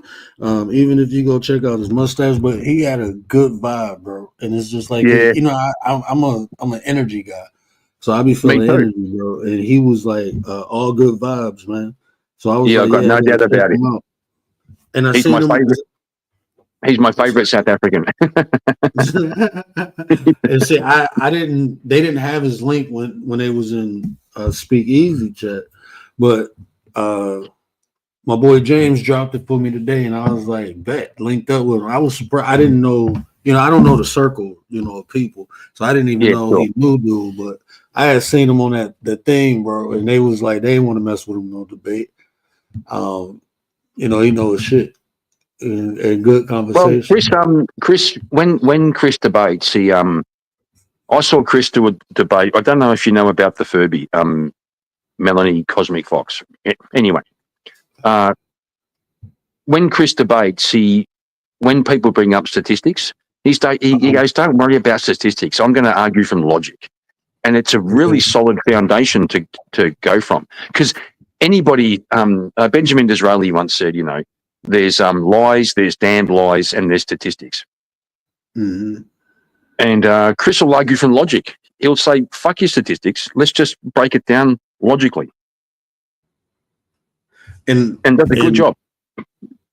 And the reason I like that too is because, like, when I debate, a lot of times I don't even have the desire to debate because most people, they don't really have experience. And if they do, they don't really know how to interpret the experience itself. So, like you said, he used logic, similar thing, but like I understand what's in existence, and it's okay to say this or that, but what is reality is reality. Like I can't deny the fact that people have their own personal experience. So why not just acknowledge that? And if it's useful, it's cool. If it's not, it's not. I'll sometimes debate topics when I don't even know. I'm not familiar with the subject, but I can debate it simply by questioning the other person on the logic of their argument. Like, if their argument don't make sense, I can find contradictions, and I go, well, you said that, and now you said that, and those two things don't make any sense. They can't both exist at the same time, right? When I was younger, I would do it for fun, just to annoy people, but as I've got older and sort of matured a bit, I would like conversations to reach some practical conclusion that we can apply to our life. I don't need to win an argument. In fact, one of the things I love the most is losing a debate, because that means I learned something. And see that's why like I like having conversations too. And I think I more or less as I don't want to say qualifying questions, but clarifying questions is more. It's like when somebody says something and you hear me ask the question, it's simply for understanding. I don't even. That's why when I was over at Wild Hearts channel that day, and I'm just having a conversation, like talking, and they kept like coming at me. Then they start coming at my character. I'm like, hold on, bro. I kind of, because I wasn't even in that mind state. I was sitting there like, we talking, we cool, we chilling, but we want to debate. I think sometimes the word people can have, and I'm also guilty of it. People can have a skepticism when somebody wants to have, in quotes, a conversation, because they can feel like the person's trying to bypass the debate by saying conversation, but they have an agenda behind it. And one of the things I like about your channel, to be honest, the second time I came on, and you were drawing a distinction between conversation and debate. And I thought, yeah, because I've done a fair bit of debating. And I thought this conversation style is really refreshing, but it has to have a caveat, which is that it's genuine and good faith. It's not a debate disguised as a conversation. Right.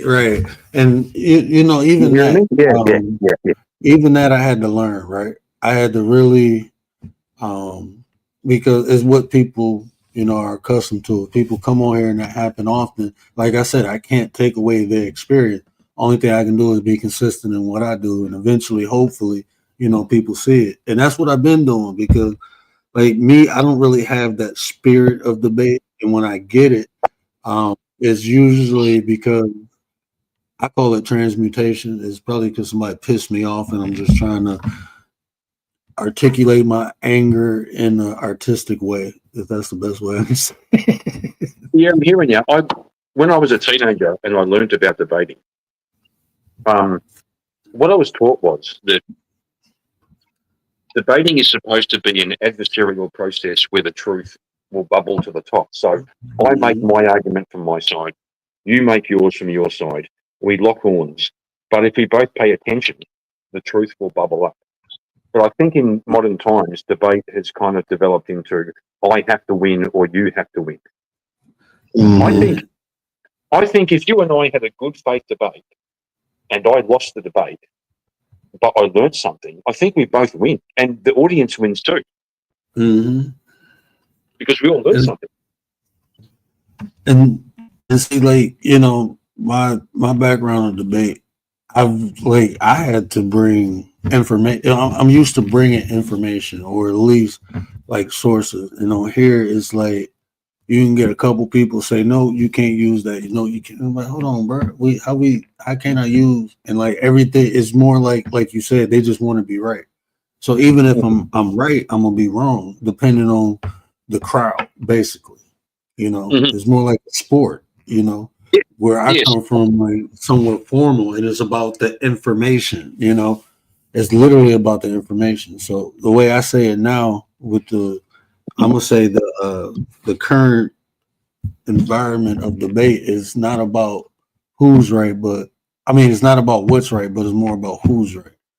So I found having a conversation is about what's right, and what's right for you might not be right for me, but it's still information. I think the other maybe pitfall is that if we frame things as a conversation, it can sometimes get a bit circular. It can sometimes be and it kind of gets nowhere. We're both being so polite and nice to each other that we end up just, I agree with you, you agree with me, but I don't really, you don't really, and we all kind of sing kumbaya, but nothing gets worked out. So I think there's room for a little bit of pushback here and there, but if it's done, it's a real skill to be able to push back and still make a conversation into something useful, rather than, it's a crude word, like a circle jerk. You don't want to have a circle jerk, right? You want to get something. And I will say this, just the mind frame of the discussion. You know, like when you say pushback, that's why I said I'm asking clarifying questions. Like if you say something and I don't agree, well, let's get it clear. You know, so I don't in debates for some reason, and I'm not even saying all debates. It get kind of disrespectful, and it's like you know, and that's one of the tactics people use is to get under the person's skin. You know, so you know it can get a little disrespectful. So it's just like, but like the pitfalls that come with conversation for me is easier to adjust to than it is with debates, because once I can't tell nobody how they feel, you know, and once people feel a certain way, then it is what it is. You know, I'm not going, like I said, even our boundaries, like when we talk about our morals, right? My morals, yeah, I'm not gonna touch that moral part because people will state them and won't show them. But I don't feel the need to disrespect someone, and once I do, now I'm going outside of my character. You know, so You know, brother, I think be around. yeah, Like, brother, I just want to say one thing. I'm going to have to dip, but I just want to say I've got, like you said, you work off energy. I kind of do too. I think you're doing a good thing here. It's humble beginnings, but I think what you're doing specifically takes a certain kind of person, a certain kind of understanding of nuance, and a certain amount of restraint, and also a certain willingness to take risks. So I'm just going to say thanks for your channel. I'll be back, but I've got a dip right now, and I'll talk to you soon. And Carney, it's good to see you. appreciate you, bro, and always feel free to call me on my shit. You know, if you see me slipping, bro, if you really appreciate me, you'll let me know. I'm one of those people. Let me know. You know, Right back at you. Right back at you. I'll talk to you soon. Talk to you soon, bro. Appreciate you. Carney, what up, brother? Oh, what up? Chilling, man. How you feeling tonight, man? Yeah, out and about making that money. That's what's up. My boy Bond left me. Ozzy left me. They trying to leave, bro. I'm happy you popped up. Gary's still here rocking and rolling. Oh yeah. Yeah, I've been listening to all kinds of different channels. I was like, I wasn't planning on jumping on any panels, but I was like, you know what? I haven't been on in a minute, so I figured I'd jump on, say, hey, what's up? Bro, you always welcome. Appreciate you, bro. Appreciate you. Yeah, I ain't really Yeah. seeing too many people on tonight when I popped up. Yeah. Yeah, the whole thing with the debates, I'm the same way. I hate debating. I mean, I'll go into panels that have debates, and then once the debating begins, it's like, you know what? I'll chill and, you know, let you guys go ahead and go at it. I mean, I like to chill and relax. I ain't got time for that nonsense. It's just going back and forth. And see, like I said, you know, no knock to nobody who enjoy it. You know, I was just telling G earlier, I used to go like 110, like 100, 110 on the freeway just to feel alive. And I had to realize why I did it. And a lot of times I did it to feel like some type of to feel like to feel something in life. And like even when I used to spar, it was times where it was like kind of easy and I wanted to be hit just to you know what I'm saying? Like so I let them hit me and it gave me justification to go a little hard. So sometimes I look at, you know, situations like that because that's how it is sometimes debating with me. It's like I will, you know, that aspect of me come out. So that's another reason I don't like it. You know, for me, you know, but Yeah. like you said, I like to be chill, cool, and it's good to hear other people's opinions. You know, let other people's thoughts come out, and you never know. You may can add to it, or it may add to you. You never know. But if you don't let them get it out, then it'll never be out for you to make that determination.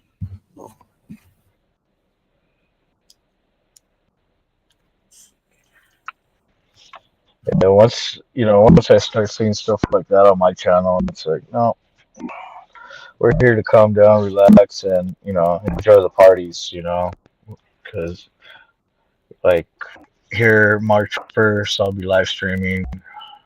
We'll be doing a bike night at one of our local breweries. So Oh, that's what's up. You said on March 1st. Let me make yeah, sure that you locked in, bro, so I can come through. and Yeah, then man. this past Well, weekend, it's kind of cool seeing different helmets, everybody on different bikes, on the panel. We were all live streaming while we were riding. So oh, that was dope. I'm about to go. Yeah, I'm gonna go check that out when we get off. yeah. I'm gonna definitely check that out when we get on.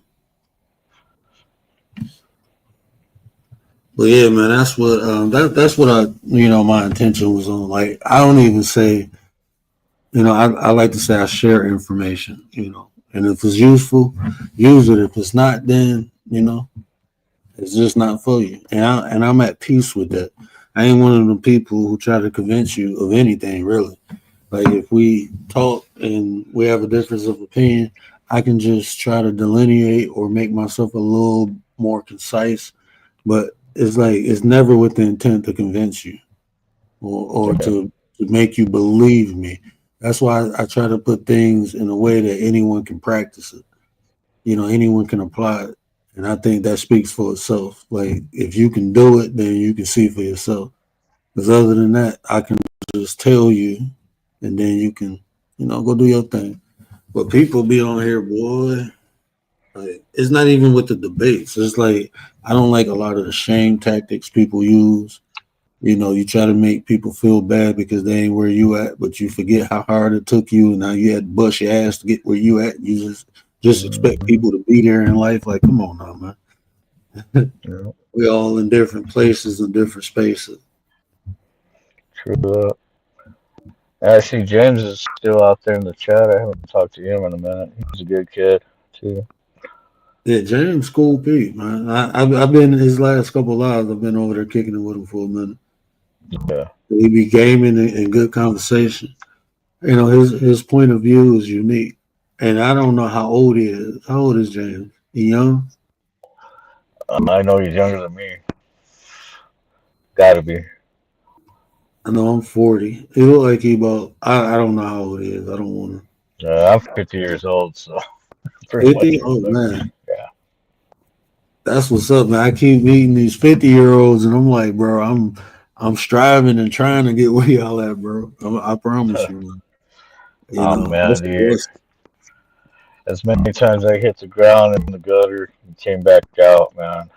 I've lost a lot of years, a lot of time. I could never get back. So you see, but the stories you can tell, and help people. That's what I try to do. Like, when I don't glorify nothing I did in the street, bro. I tell people, like, all that shit was stupid, and I could have been doing now a lot younger, and I could have been a lot further.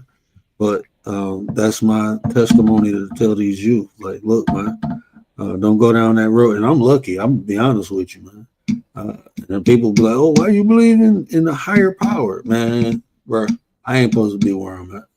It's just not supposed to be. And I'm not saying that, God came and helped me when he ain't helped nobody else. I'm just telling you, like, it's divine that I got through what I got through, because people been through less and they ain't here no more. True that. So it's a divine reason I'm still here, is what I'm saying. Like, there's a reason why I'm here. There's a reason why I got, even though bad things happen, I still got good fortune. It's like, that's a reason. There's a reason I even got that outlook. Yeah. I'm kind of contemplating if once I get done for the day, take a nap and get on the bike and do some live streaming while I'm riding again. That'd be dope. Yeah, that'd be dope. Like, you got somewhere to put the phone? You got like a holder on the bike? What kind of bike you got?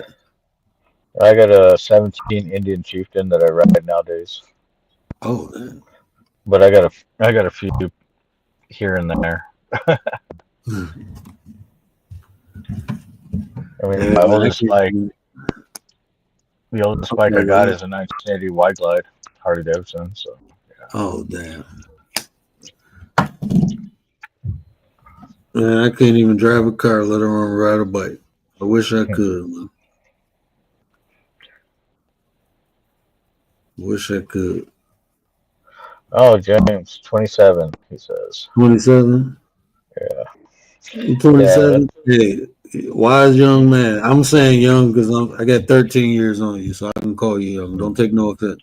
That's a honor because I'm saying wise young man, and yeah. He's wisdom around comes my through experience. yeah. He's around my oldest's age. That's cool. Man, yeah. My oldest is 5. I had kids late. I was like, hold on, bro. Let me go out and do some things. And I was like, I wasn't even, I wasn't even about to have a kid. I had to meet the right person for me to have a kid, bro. I was one thing I stood 10 toes down on. Like, ain't nobody just getting this seed. You gotta be a special lady to get my seed. Mm-mm. I seen too much drama with baby mamas in my life, and it wasn't even mine. I'm like, I ain't going through that. And just my experience, coming up as a kid, it was like I'm not gonna do that. But watching everybody else go through their drama too, that made me like, nah, I'm straight.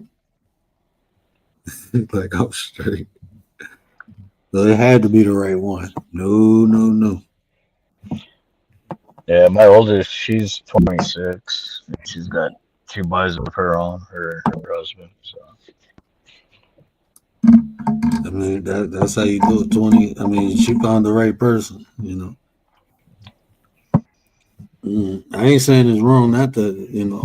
I ain't saying it's wrong. My dad got 6 kids by 1, 2, 3, 4 women. 6 kids by 4 women. So apple fell if you have, far. you go to bed, James. You have a good night, man. All right, bro. Appreciate you. So yeah, that's one thing. I'm always in the chats too. I'm always looking them up. I appreciate that, bro. Appreciate that. 100.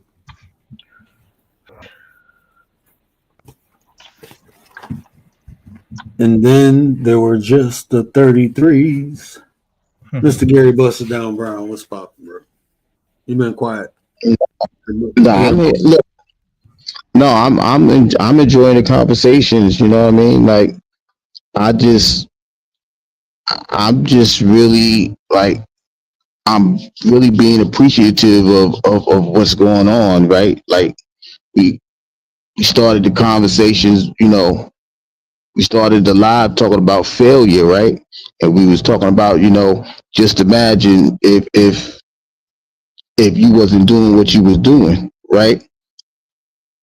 If you gave up on it, these connections that you making, right? It wouldn't even be possible if you would have gave up on it, right? Because that's what people do when they fail. They like, yo, I'm not doing this no more because I failed. Sometimes you gotta learn how to pick yourself up and dust yourself off. Like, Connie, understand what I'm saying? When he first learned how to ride that bike, he fell off the bike.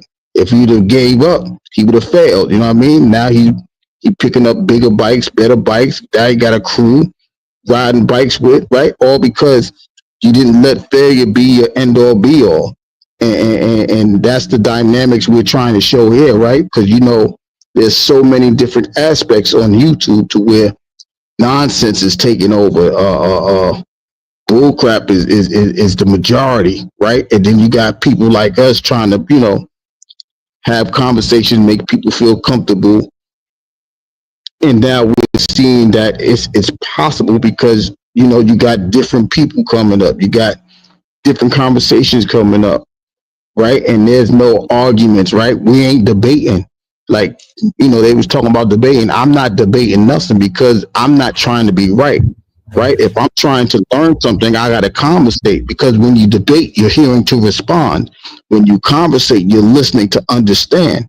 And that's where you can agree to disagree in a conversation instead of competing in the debate. So where I got to be right or you got to be right, when in all reality, it needs to be right in order for the process to grow and evolve into something bigger or better.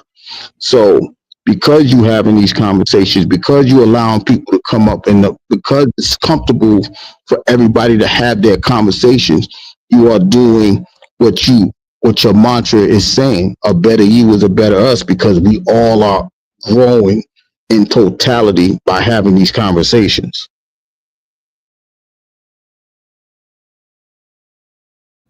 I ain't talking to you, Commander. She said our debate was I'm having for dinner. I ain't messing with Commander. But no, that you know what it is, bro. It's like I can do it, but I don't want to. I rather, like you said, what's right, what's gonna be right. You know, and that's not to knock people who do it. You know, that's not to knock. We just, and that's the thing too. That like, I don't know, man. It's like that be the thing too. Like just in life, right? When you say that you like some opposite of someone else, then it's like a problem. Like, I don't like for me. I mean, I have people tell me like, "Look, bro, I don't really deal with black people because this experience in my life," and I'd be like, "Shit, okay." Like, I don't. That's what they want, you know. So I don't see the problem with that. I had people say that to me, bro, at work. Like they don't do. I'm like, cool, shit. I'm gonna talk to you. Then motherfucker, hey, can you help me change my tire? Nah, I don't want to disrespect you. You don't deal with black people.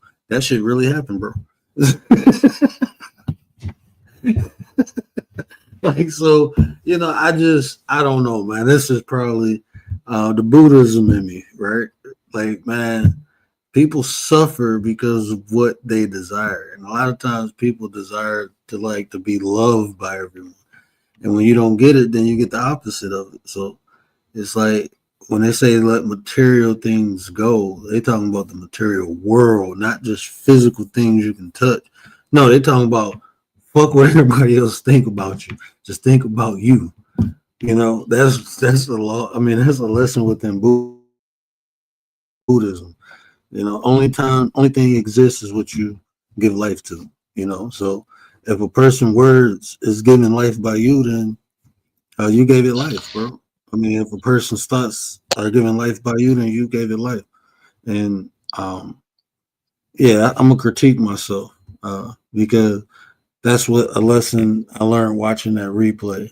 Like even that trigger, and I think I solved that trigger. You know, so that experience happened. I failed, but I learned, so I gained. So yeah, I don't think I can be triggered like that. Cut that shit. Well, that just means you know we had this conversation about correction is not correction. You shouldn't be worried about correction when if somebody's critiquing you, or you know what I mean. It's a constructive criticism, but when people think you criticize and you're not going to respond to the correction, because when people criticize, there's a negative aspect to it.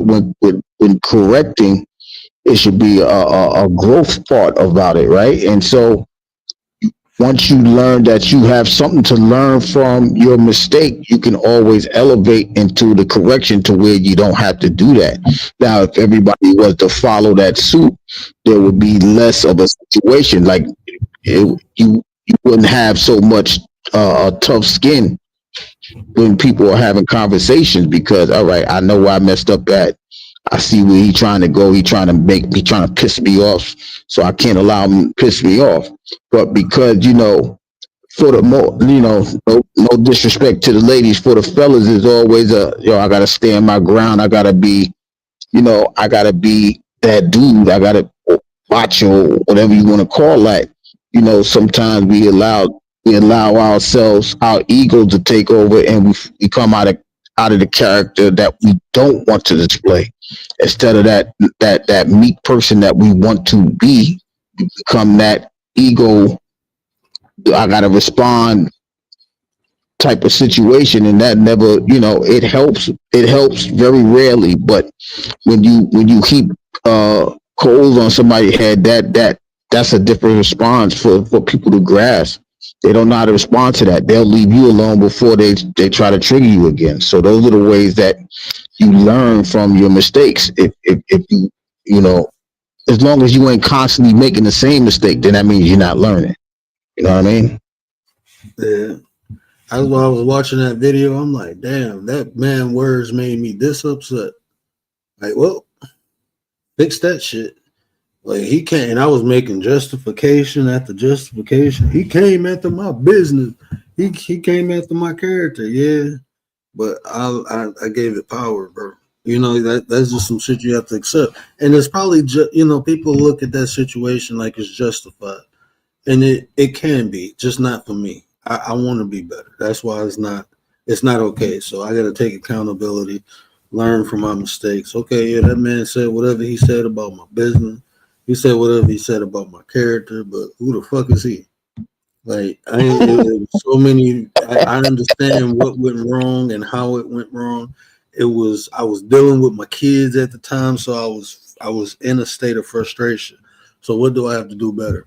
When I'm in that state, I need not to get on no fucking panels. One, that's the first thing I'm gonna do, right? I'm dealing with my kids, unless it's a friendly, nah, I'm not dealing with it. If it's so I don't deal with it. And then just recognize what I recognize now a lot sooner. And that's it. That's how I correct the action, like I said, at the time it was justified because those were my triggers. I don't have many, but don't mess with my money and don't mess with my family. You don't even say nothing. But then it's like, man, your words ain't really got no impact because anybody who listen to you who don't buy my service, I ain't need them anyway. I don't really give a flying. I really don't. It was just an excuse for me. I'm being honest. I'm being, honest with y'all right now. I'm being 100% honest. It was an excuse for me to snap because I was already pissed off dealing with my kids running around, jumping, flipping. I was just in that state, like trying to get them to bed, and then this motherfucker talking recklessly, and I'm like, "Fuck, you think you?" I went back hood for a minute, bro. I'm just being honest. I ain't perfect. I don't believe in perfection. I'm talking about progression, and I'm showing y'all progression. See what I did wrong. I need not to allow myself to be put in that position because I can't promise you I wouldn't do it again. I'm just being honest. I'm being honest. So the safest way is for me not to be in a position to be around unscrupulous ass people where I may snap, So I learned from that because I don't want to display that. I don't want to do that, bro. I want to be better than that.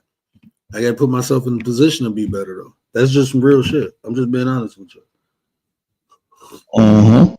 I mean, it's not like I said. You learn from that mistake, right? So all you could do is make sure when that happens, you don't respond again in that same aspect. If you do, then that means you ain't learned enough. You're still in that same pattern, right? Growth is growth, right?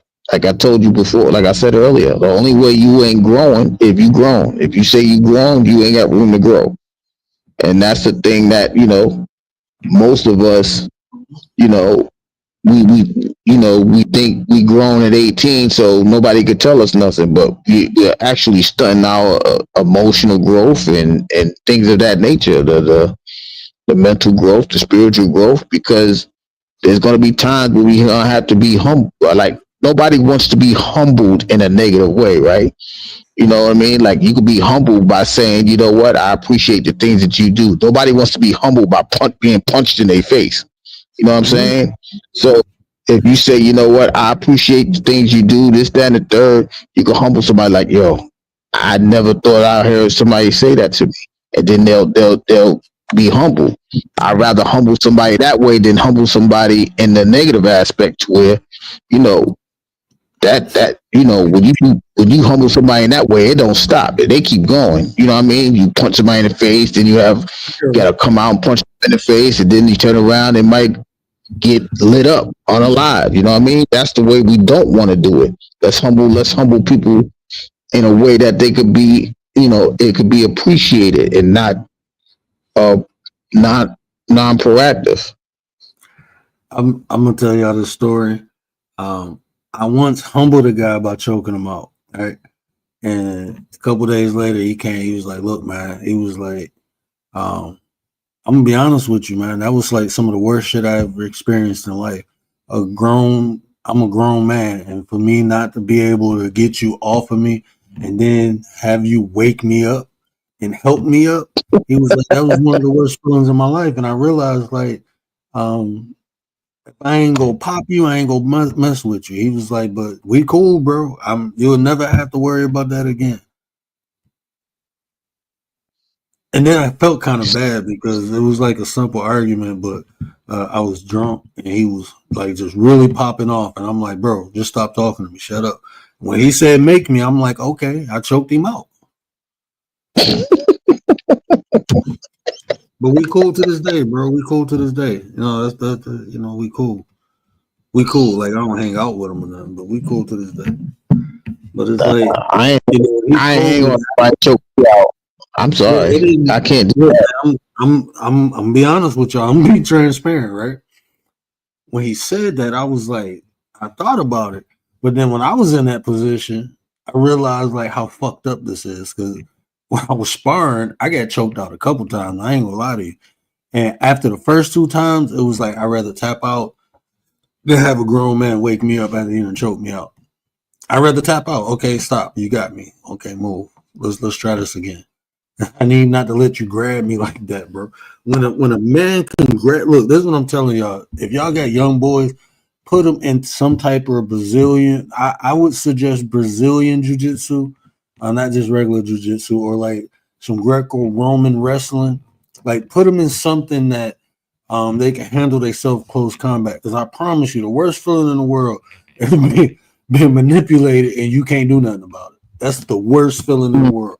Like no weapon, no knife, no pew pew, none of that. None of that. Just a manhandling you, bro. And you can't do nothing. And it's people smaller than me that have the abilities and skills to do it. You know what I'm saying? They just know joint manipulation. They wrestle it. It's like muscle memory to them.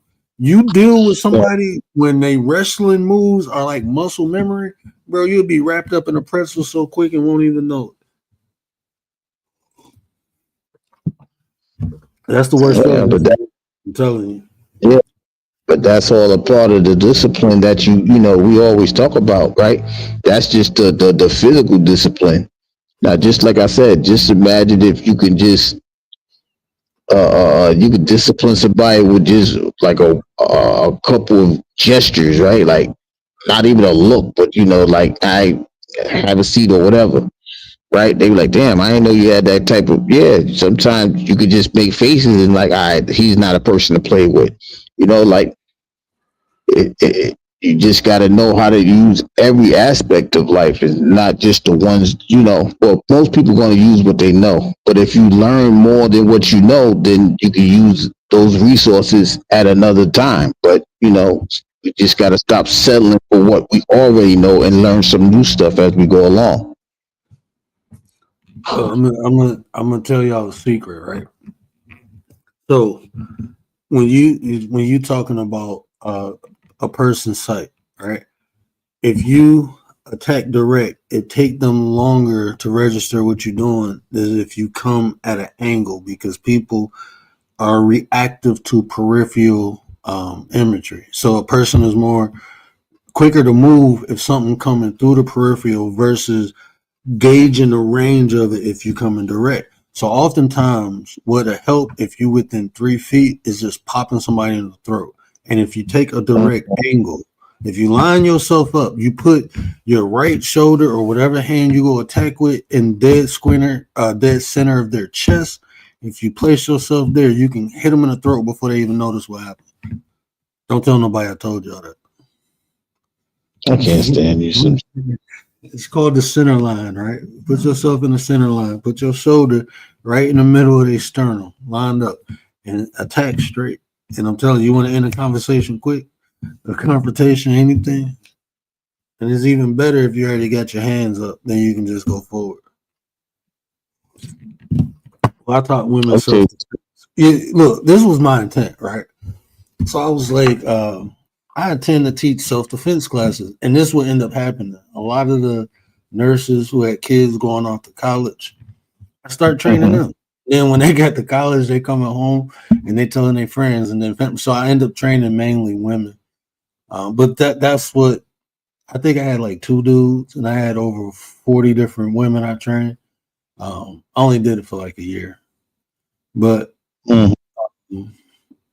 yeah, I found with training women, it's like even the confidence, you know.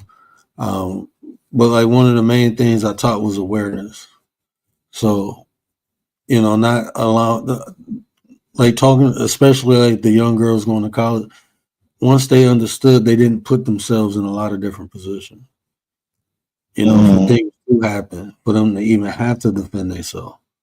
You know, oftentimes, you know, that was just the feedback that I got from like them, and I worked with their parents.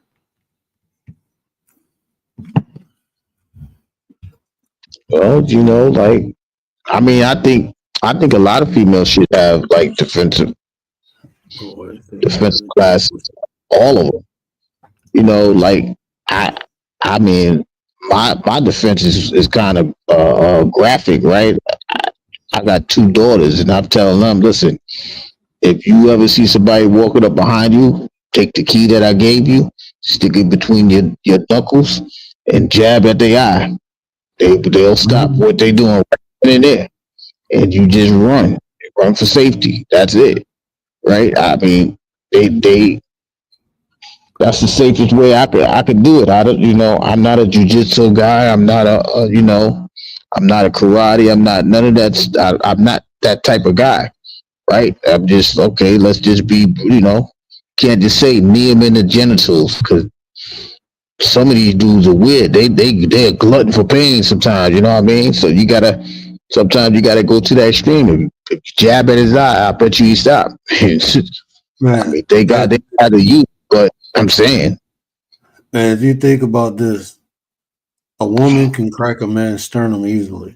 You know, if anybody knows CPR, you know where you put the pressure at when you put the palm right where the rib cage meet within the sternum. That is the weakest 2 bones that you have. So even a woman, if she took her elbow or knee and hit a man there, really no matter the size, because that's one of the most exposed places that you have. Even if you got a big belly, that portion right there where them 2 rib meet, you can feel that on anybody. I don't care how big they are. You will feel, unless they got boobs hanging over, you can feel that on anybody. That's the point of CPR, unless their sternum is hard. So a woman applying pressure with her knee or elbow can easily crack that within a man. So they, even teaching women that. And like even so you see a skeleton, you notice you don't have a bone on your nose, it's an actual bristle.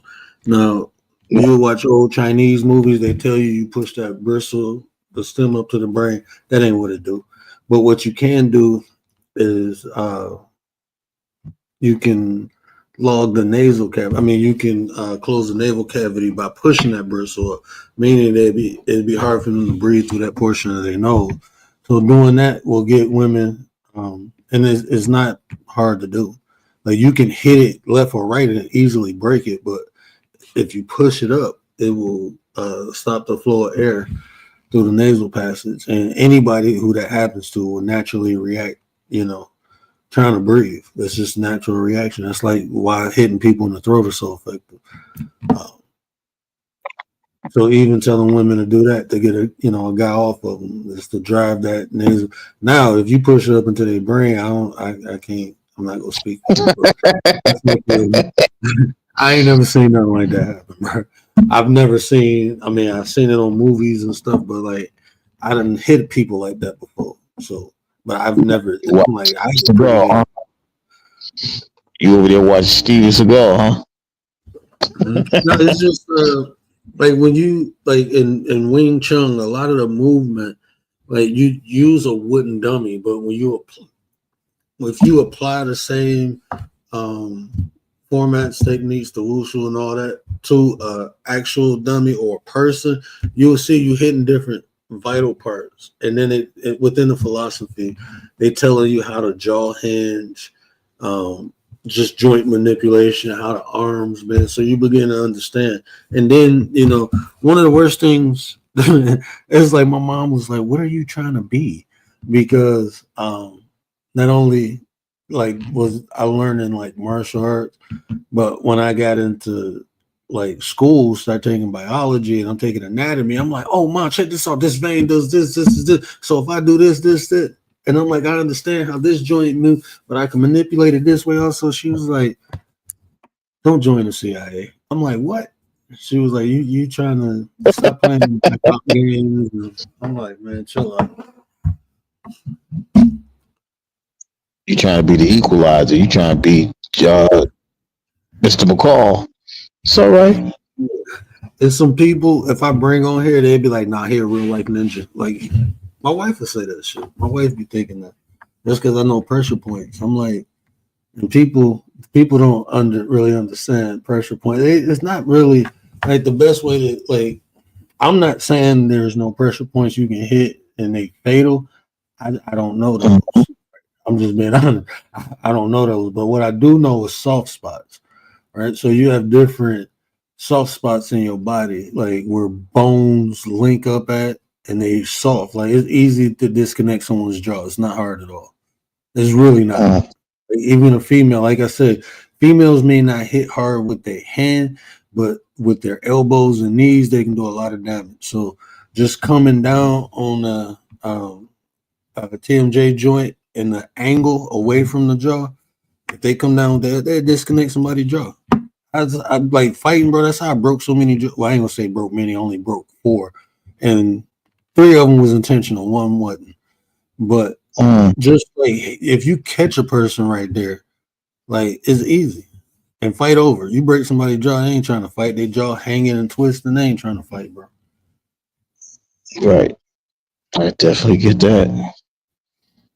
I mean, I ain't trying to twist none of that. Y'all can have that. I'm just saying. Look, Commander, you should have joined the FBI and they would have hired you quick with the man. If y'all really knew, like maybe in a couple years y'all learn some more about me, bro. Y'all be like, man, I just want a nice, easy, peaceful life. That's all I want, man. I live a nice, easy, peaceful life. That's what everybody wants. Whatever your piece is, whether it's reading a book, having these conversations, get it. I almost said something. Somebody, no, I ain't even gonna say that. But I tell you when I was a kid, Commander, like all through middle school and even really high school, my dream was to be a U.S. Marshal.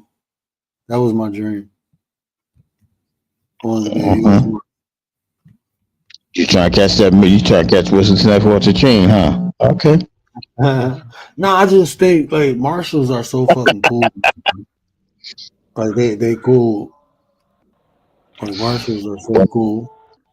My friend, I had this friend. I think it was an uncle marshal, and he was like one of the dudes. And when I found out he was a marshal, I was actually hooping outside, and they did a bus. Like they did a bus, and we went on my boy porch.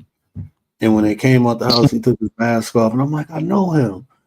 And then I asked him because his uncle, he stayed at this. I mean, I ain't gonna say it wasn't a hood. This was a nice. He stayed in the area, but he stayed in the vicinity where he didn't stay. It wasn't even a mile away from where he did the bus stop. It was my boy uncle, so we used to go over there and hoop. He had it wasn't a full court, like an actual full court, but he had 2 rims, and we used to play mini full court. We used to go over there and hoop all the time. And I told him I seen him and asked him, like, I didn't know you did that. He was like, oh, we do a lot of things. Then he started breaking down what they do. I didn't know they go after missing children. Bro, U.S. Marshals, some bad boys, man. They're some bad boys. They don't just go after fugitives, bro. They go after missing people. They do a lot, man. Shout out to the Marshals, man. Shout out to those people. Get my butt all down here. It's almost 3:30. Almost Yeah, time. It's almost time for that. I appreciate absolutely. everybody coming up. Shout out to all the panelists that came through. The ladies, Commander and Riders, Connie, Aussie, uh, Big Bond, homie Bond. yeah, East Dad. the 007 East Dad that came up. Y'all, yeah, like I said to you earlier, man, shout out to you, man. You making it comfortable for it, where everybody could come up and have that conversation. Whatever the conversation is, they can add value to the content. And it's just a beautiful thing to see. You know what I mean? It's very rare that people can actually do that, but through your channel, we are seeing that it is possible. It's no longer improbable. It's possible. So shout out to you and everything that you do. Oh, for sure, bro. Appreciate that. Appreciate that. People are street smart, do well with that. Yeah, man. It's man, like I said, you'll find out one day. I mean, somebody will come on here and say some shit. Everybody always come on here and snitch on me. But I mean, that's how the information come out. Somebody will come on here one day and was like, "Did y'all know he?" And I'm be like, "Nah, I ain't tell them all that." But I'm surprised, like my mom or my, I'm just surprised. But I mean, it ain't like I really hide anything. It's just certain things I really don't like talking about. But if it'll benefit or help somebody, then I mean, I guess. But it's just, I don't know. There's some things you just, you know what I'm saying? Like you just, yeah. But yeah, man. Yeah, this was a good convo, man. I appreciate everybody coming up, kicking it with me and all that. But I am about to get my behind off here and go to sleep. We've been rocking for almost 3 hours. Appreciate y'all. You want to say something, Kearney? Yeah, you have a good one. Good, man. You have good show, man. You always have one. I like checking it out here and there whenever I'm out driving about. I It's good to appreciate come up that, here, bro. show some love. Anybody, if you want, you could check my channel out. It's called Carney's Ride, CARN apostrophe S, Ride, RIDE. Um, Yeah, we'll definitely yeah, get your Commander, if you don't mind, can you did we drop the link in the chat? Can you drop Carney's link in the chat, fool? I'm about to say, no, usually. yeah. I appreciate chatting with you, Commander, in the chat room. Um, Always a pleasure coming up and chatting with you, Word. You got some good words, brother. I'll tell you. I Life appreciate it. experiences. That's I what it's all appreciate about. that, bro. Yeah, man. Life definitely had some experiences in my 40 young years. I know it ain't been that many years, but been a hell of a ride. And if I can share some information and help people, then I'm gonna do my best at that. Hell yeah. Well, you have a good morning. Since it's Yeah. that time. Um, but I'll check you out next time. So, All yeah, right, bro. Have a peace. good one, man. Have a good one, bro. Yeah, man, that was dope, man. That was dope. We rocked out for 3 hours. It did, man. It don't even feel like that. It don't feel like we've been on here for 3 hours. It felt like hour and a half. It felt like about an hour and a half. That's what happened when you had good conversations, right? So I appreciate everybody came up. East Dad, my brother Gary, Rachel, appreciate you, sis. Kearney was up here. Ozzy, oi, oi, oi. And we finally got Mr. Bond. I'm pretty sure you can hit the link more. Busy people, man. So I appreciate y'all even, taking the time, coming up, rocking out for whatever time you did. Appreciate it. Appreciate the conversation too. And like I said, don't. I'm open, bro. I don't really. I don't really, like I had those triggers, but I mean, most people are respectful. They pick apart anything I say. I'm fine with that. But respect is respect. We don't talk about kids, family members. We don't do none of that, man. We ain't got to insult one another to get a point across. So I appreciate that's just a decorum over here. If people do it on their channel, I'm not judging them. I watch a lot of people who do that. Not, this is just the space I created for this reason. So when people don't want to do that, then they have something else to fall back on. So that's what this environment is.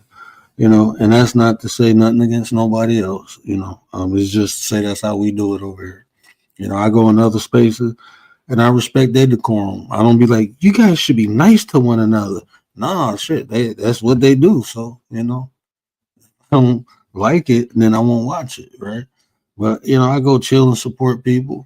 That's different for me. It's just this space is created for what it's created for. Their space is created what it's created for. It's not to say one is better than the other. It's just you have options. That's how I look at it. Right? You got options. So, that's how we do it over here. So I enjoy that. Yeah, I enjoy that. I really do. This is enjoyable. There's no point in me coming on here not enjoying my experience. And, I enjoy that, man. And it's because of y'all. Y'all come through, y'all rock out. We have difficult conversations, but ultimately we can be respectful to one another. So that's what we been building, and go continue building. So appreciate everybody for rocking out. Y'all know what I always say: care about how you feel. These are the conversations to build nations. And if I say anything to resonate with you, do me a favor, hit that share button, tell somebody to tell somebody, help me spread the word. But until next time, we out. Hit that like, hit that like, hit that like. What up, Nine?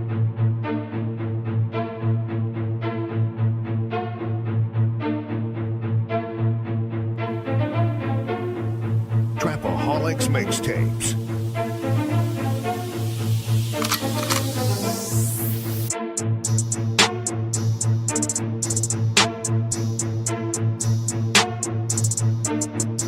As the 9% and word would say, make a better you, a better us.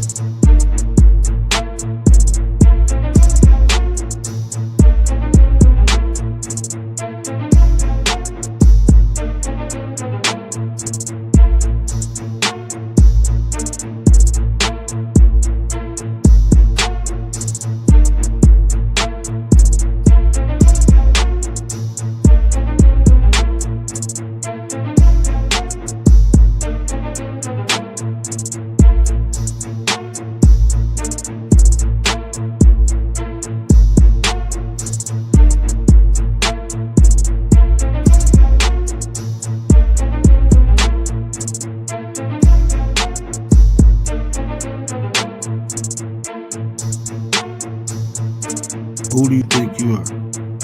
I'm the word. Boy, I'm the one who put in the work. Get you a word. Nana nana boo boo.